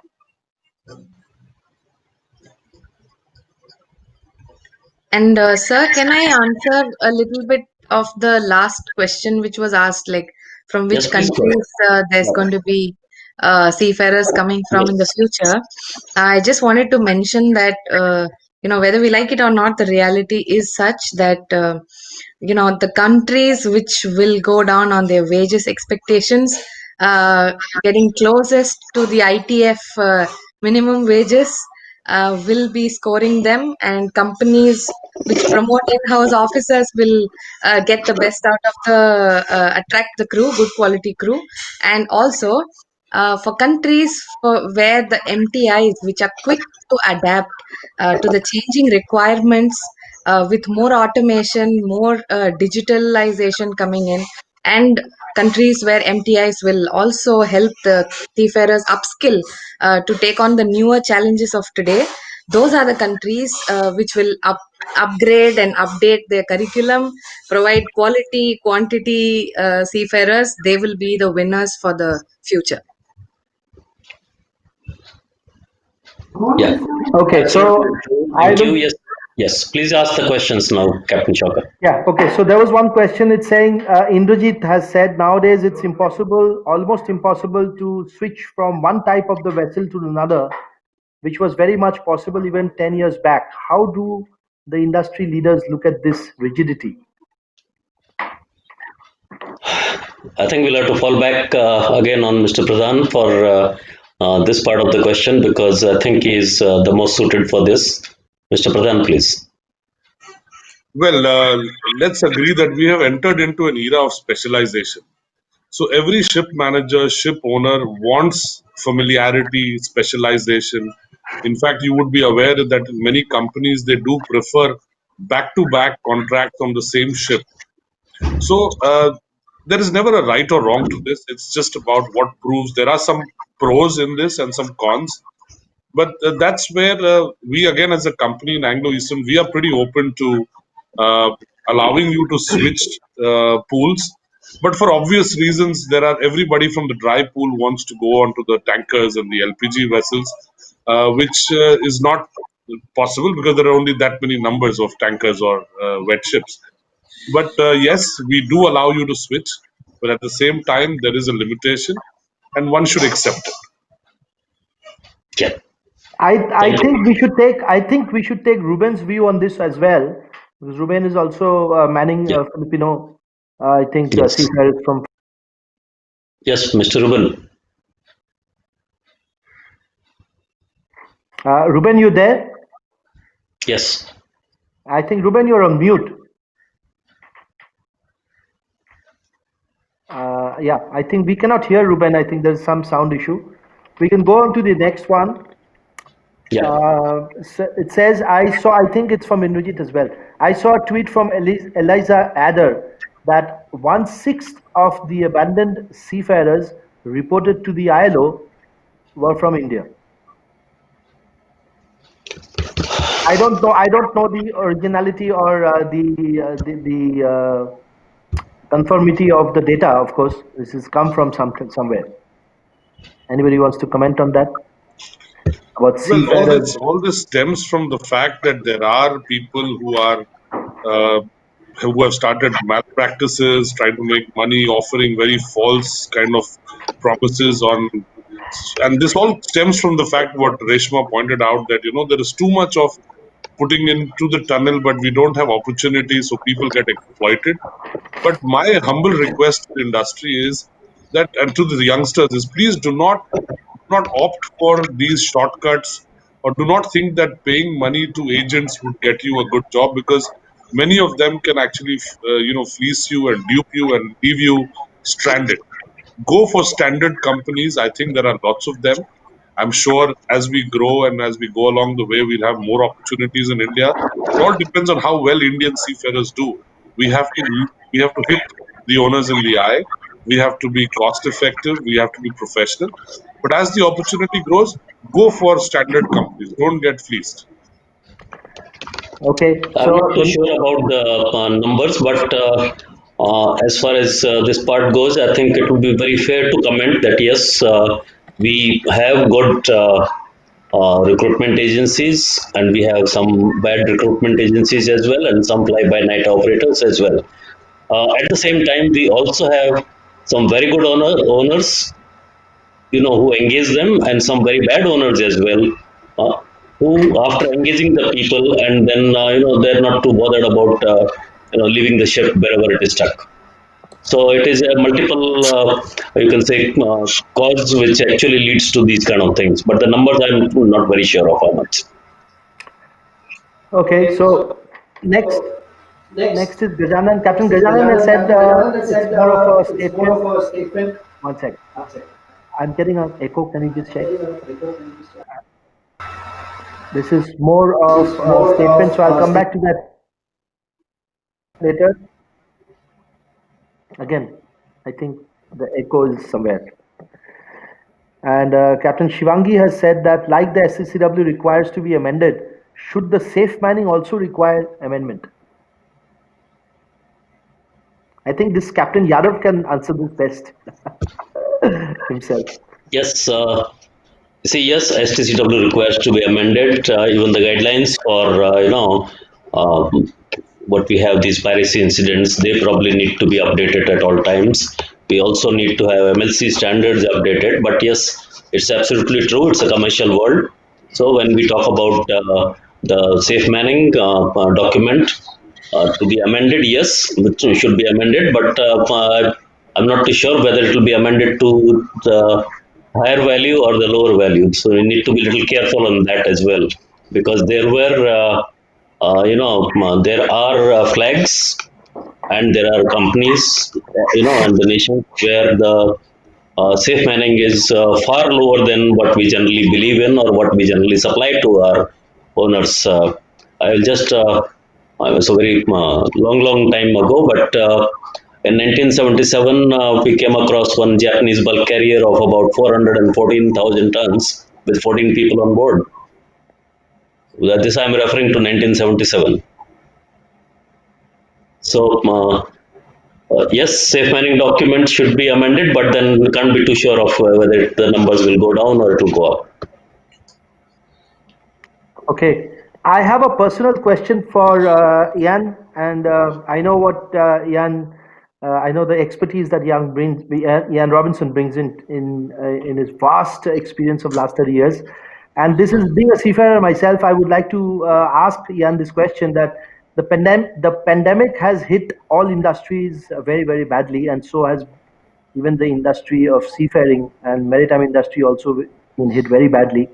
And I do know in my interactions with a lot of world organization employers that thousands of seafarers have lost their jobs in various departments, in the cruise line department, in the hotel department, and I don't only mean tankers and bulk carriers and chemical tankers, but in cruise lines, in offshore, a lot of positions have been taken up and out because of the pandemic and because of the COVID. What you're doing is amazing, and how is this going to be beneficial? I think in a huge way of seafarers who maybe you can train them to come and transit and come ashore with upskill themselves to come ashore. I think that career transition, how is it going to be imparted? Yeah, and I don't think it's just down to the pandemic, to be honest. I think Reuben identifies some really big issues of how the industry is moving forward from a technological perspective. The skill sets that Pradhan mentioned are going to change. The whole thing it is very fluid at the moment. The requirements are changing on a 2-3 year basis as new technology, new IT stuff comes out. So from those who have been affected by the pandemic or by technological advancement, I think Pradhan said, get more skilled up. And that's absolutely key. You've got to be a lot more flexible as individuals. But the other side of it is that as an individual, you need to be aware of what you can do and what you can offer as a value, because employers look for good people who can add value to their business. It's as simple as that. Whether it's an efficiency thing or it is a contribution thing, a service thing, a decision making thing. There's all those sort of things that happen with individuals. And certainly with people who have been at sea for 20 plus years, they have an enormous range of experience, but they really don't know how to promote themselves. And there will be organizations on shore that are crying out for those individuals, because it's almost, and we're seeing this a lot in the UK, we're seeing a lot of the people coming out of the armed forces and making a fantastic transfer into civilian life. And that's a very similar thing. So it's understanding your competencies, it's understanding the behaviors, it's actually applying your skill sets, and then being able to present yourself in a way that is attractive to the businesses. I think also you touched on a question which I think is really applicable. Somebody said, "Oh, there's so many people, 6 of the people in India are unemployed," or something like that. That's indicative of where the sector is moving. We had exactly the same thing when we moved from coal, from hard carbon into something that was completely different: nuclear power, solar power. And we've replaced that very successfully. It takes a while, but it's all about transferring your skill sets and advising. But also, I think the attraction bit, going back to something that Reuben said, that's really important. And I think the employers need to be coordinated in the type of skill sets they need. And they need to talk to their schools and their academies and the like to ensure that they have a focus on delivering the right skill sets, or there will be a massive shortage, without doubt. Yes. Thank you very much, Ian, to this insight. Sir, we have a question by a cadet, and then, of course, we have another question by Gaurav Chabra and of ARI. The cadet question is very pertinent, and this should have been asked. This is by Kush Sharma, and Kush, you should have stayed back for Malini Shankar's session yesterday. I don't know you're there, and Dr. Malini Shankar was there, and you should have asked this question at that time. He says exams should be simply more application based and not just mugging up the syllabus to reach upper positions, in my opinion, because many people believe in application based studies and academics. Who's going to take this? Yeah, I'm going to take this. Yes, what he says is correct. Every examination that we conduct, after all, what are we certifying at the end of the examination is that this person is competent to carry out these tasks. And therefore, the examination per se cannot be only asking, very, very theoretical questions or list of something, or, there can be hundreds of examples regarding that, because the final ultimate aim of granting a certificate of competence is that the before that person has worked in that capacity, the maritime administration is actually certifying that he is qualified and is competent to work in that capacity. Right. However, unfortunately, the amount of efforts that are put into achieving that have been very, very restricted. And I mean, since we are on that context, I would like to invite the ship owners, the ship managers, the crewing agencies, and everybody else in the maritime scenario in terms of trying to make this happen, because what actually happens is, yes, we criticize the training, we criticize that examination, and we criticize everything else in the world. But when it comes to contributing something towards upliftment or towards betterment of that, what is left is only the training institutes, or maybe a few persons from the, or rather, only some training institutes and some persons from the administration. We Yes, need to sir. have far more participation from the industry. Thank you. Sir, I think going exactly agreeing to what you said, and this is not just the maritime industry. I think this is an issue with all the industry. It's a very interesting thing I heard a couple of months back. Somebody mentioned to me, and I read it somewhere, of course, and somebody mentioned it to me also. He asked me, "Can you tell me what has been ever the objective and usage of a plus b whole square?" He says we've been hearing and learning this in school, a plus b whole square, but till today nobody has ever been able to describe the application of a plus b whole square in our day-to-day life. So I think this stems, it's not only in the industry of maritime, I think it's everywhere, I think. And that is why we had a session called Rethink. The first session of FSM 2020 was Rethinking Maritime Education. So thank you. So I just want to this statement we received from Captain Gajanan says we need to have training regime in maritime world which is lacking grossly. Ship is a dangerous place to work and cannot be full-fledged training ground. Cannot be a full-fledged training ground. Skilled manpower needed to both the vessels. Of course, that's more of a statement.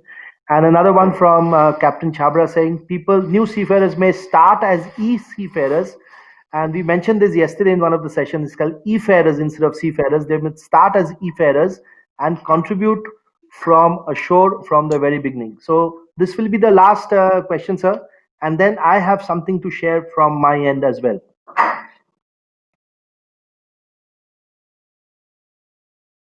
Sir, you're on mute. Captain Yadav, you're on mute. Yes, sir. Yes. Okay.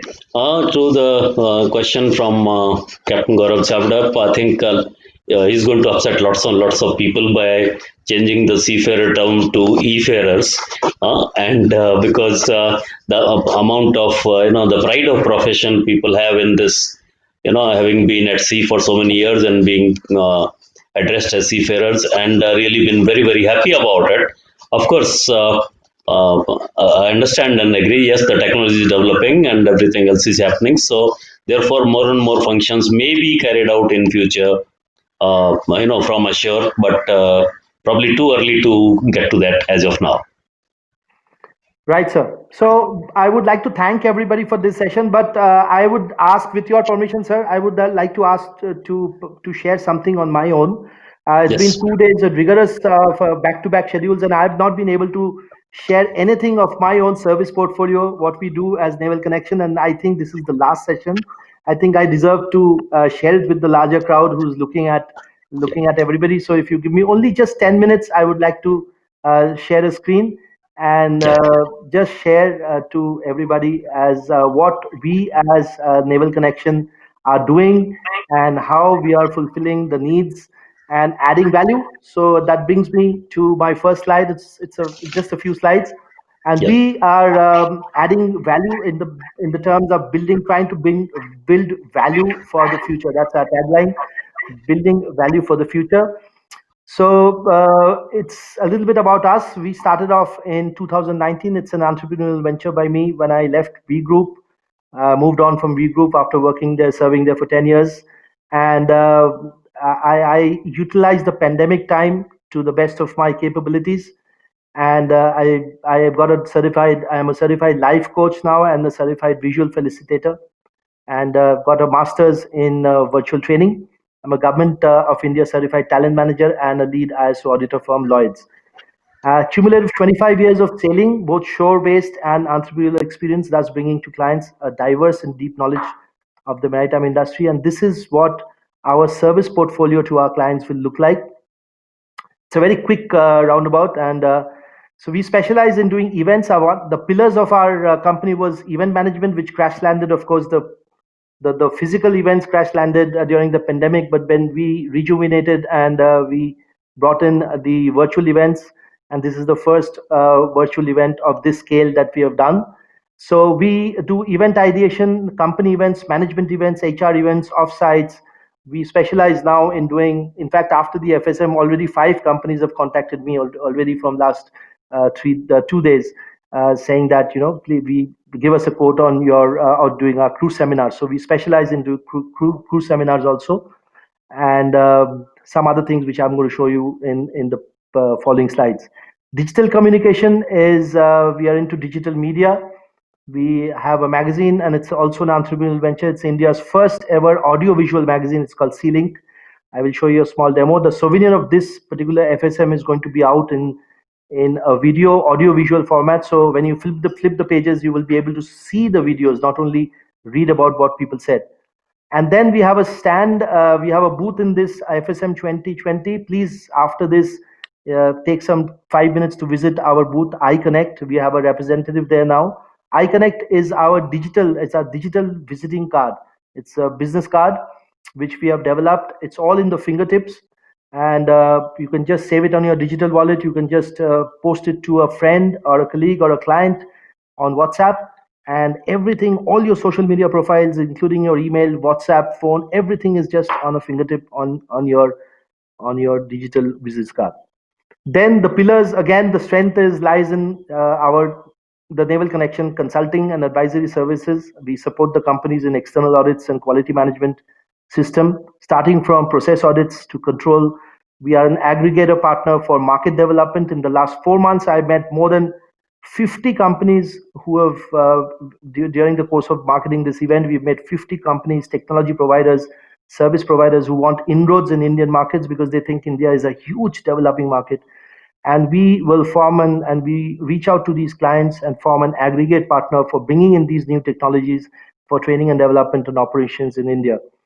TNC Virtual Academy, one of the things that I'm proud of is that I've really utilized this, like I said, pandemic time to upgrade myself, and I completed this master's in virtual training, and I've used those time in training hundreds and hundreds of hours, sitting day in and day out in training these cadets and sailors. We've trained more than 700 students and sailors in the last 4 months, and I'm going to tell you something about that in my future forward slides. So we develop training bite-sized programs, domain-based training knowledge, and then another brand we have is Mind Over Water. Of course, the industry knows it, and the industry has been supporting it for the last three years. And that's maritime industry's first ever leadership development book, and that sold 4,000 copies in 3 years. But that's not what my strength is. My success is that it's adding value to the life of the people on board. That they played the games, they played the workshops. It's got a chapter dedicated to maritime workshops, which you can play to enhance camaraderie and leadership on board ships. Then, since I am a career coach, career counselor, life coach now, I have tied up with Ian Robinson, and we've started something. And he's started that in UK as well, and we are bringing it to India for career coaching and life coaching for students in maritime and outside. Success stories is not much in the last 1 year, but whatever we have done, and we've really cherished it because of the teamwork we've had. And TNC event management, we've done one large-scale event, a few large-scale events. The FOSMA 30th anniversary celebration was done by us, and in Aplomb, it was a huge event. And we have a brand called Maritime Soccer League. It is India's only soccer league, and over 35 companies take part every year. We've done 3 of those already. And Future Skills Maritime is what you see in the last 2 days. Now it's going to be an annual event. We specialize in making coffee table books. We launched FOSMA's coffee table book in the 30th anniversary celebration, and that also, with the help of FOSMA, reach to a global market. So if you are looking at making brochures, making coffee table books to to capture the legacy of your company, and then you can turn to us. And we handle social media for FOSMA as well. We are the official social media partners for FOSMA. Whatever post you see in FOSMA is done by us. So, of course, we are working very closely with FOSMA on that, and a lot of other companies, at least 5 companies, out of them 3 are non-maritime. And we intend to, we invite all companies to extend, and they want to further and extend their reach in the market, then we can take up their social media presence as well. These are some of the courses we do. Main engine overall, like I said, 3 hours of bite-sized courses. We have at present 25 paneled trainers around India, very senior sailing masters, sailing chief engineers, sailing superintendents, and electrical engineers, because we feel that giving when they come in, they can actually give what happens, the practical knowledge of what happens out at sea. We are not here to make engineers, but we are here to upskill them and talk about the gray areas and how practically you can solve problems, what happens on board. So main engine overall, oil tanker inspections, bridge watchkeeping, marine purifier, air compressor workshop. Then we have electrical and automation workshop. One of our most popular workshop has been the collision avoidance workshop, and thanks to Anglo-Eastern, we've trained Anglo-Eastern cadets also, and it's a huge support from Anglo-Eastern. And we've had hundreds of people joining us on that collision avoidance workshop. So 700 seafarers trained virtually in domain-specific knowledge, virtual training in bites, dedicated sessions for company seafarers and shore staff. This is iConnect. You just need to click, like you see on top. We will give you a digital visiting card which will look like this. I have the full presentation now, but you can come onto the booth and we will show it to you. The telephone numbers, the WhatsApp numbers, your email, website, Facebook, Twitter, your YouTube, your Instagram, everything is configured on a single line, and you just need to click and reach out to anybody. It's 100% eco-friendly, 0 carbon footprints, and we are really proud of this that we launched. And then Sea-Link also is a magazine that we have launched, and this is some of the events and some of the workshops and team building that I have done. Lectures in training institutes for cadets, panel discussions, webinars, and in-house training programs for seafarers and shore-based staff. I've done at least more than 45 of them physical events before the pandemic. Of course, physical events we've not done, but we've done a lot of these online and virtual events and team building and leadership events, management events, communication events for shipping companies as well during the pandemic. So that's under our Mind Over Water banner. So Maritime Industries Leadership Book. And so the strengths that we have is safety risk advisory services, MLC ISO audits, advisory services, management review of quality manuals. Lot of the small scale companies which cannot afford or do not want to get into a whole full scale department have outsourced, and we are doing it for 3 companies right now. We do the consultancy of quality manuals, getting their audits done, and even liaising for getting their certification done. Some of our clients, this is only about some of the clients that we work. We work with more of them, more such clients, but some of them are Great Eastern Shipping. We've been training Great Eastern boys, seafarers, over the last 5 months, and from cadet to from masters and all the senior officers, we've trained hundreds of seafarers from Great Eastern. HSBC is, of course, a partner in this. In association with HSBC, we've done this the maritime skills, and the Best Marine is one of our partners. We're doing it for FOSPA. Anglo-Eastern Maritime Training Academy is a partner in our training. We've done workshops for Campbell, and of course now ARI has also come in as one of our partners in the events. So this is where we can be reached. We have a profile and visibility in all the social media handles. I'm going to ask for support, and I'm going to mail this to all the company heads, and then they will have a service portfolio, because at one point of time I did have an identity crisis, and people were looking at me and asking me in Hindi, "Tu karta kya hai yaar? Tu to sab kuch karta hai." So in the sense that I thought of putting it down and telling people, okay, so yeah, so this is exactly what my strengths are, and this is what I do. So this has been a very, very small presentation, and thank you so much for for living through it. Sir, back to you, and if you can sum up, bring in and end the program. Yeah, I think only one comment on what you said, something about FOSMA activities. I just want to thank you for all that, and also wonder what we would have done, what we would have done without you. Yeah, thank you so much. Yeah. Okay, so I want to thank all our panelists, starting from Mr. Reuben, and why especially starting, because he was very helpful in our time management. Thank you, Mr. Robinson, for taking the time out and also answering some pretty pertinent questions. Mr. Elmer, of course, he expressed pretty freely about all the views that he had on various topics. Ms. Nilofar, Reshma, thank you so much, and thank you for asking all the difficult questions. But then there are no simple answers to any of these things. Ms. Sonali, Banerjee, thank you so much, and thank you for all the insight that you have given, and also in spite of the interruption, I think you carried it very well. And finally, I think a lot of credit goes to Mr. Maneesh Pradhan for taking on real tough ones in addition to the presentation that he made. And at the end of it, on behalf of all of you, I want to thank Captain Shaukat Mukherjee for organizing this and to have given opportunity to all of us to participate in this. Thank you. Right, sir. Thank you very much. And I will getting a boom at the back. So before we end, just a small request. I'm getting an echo. Can you check? Somebody's on. Can you just check your? So I will request all of you to kindly visit the iConnect booth. You can click on sessions, and then after we end, you can click on sessions. No, not sessions, the arena, and then press on iConnect, and one representative is there. I will just ask all of you to just take a visit there in table number 1. And also to stay back, we have Andy Cooper's coming. Andy Cooper is already here, and Andy Cooper's address is coming up in 1830, 6:30. And he is the MD of GE Power, a huge global personality.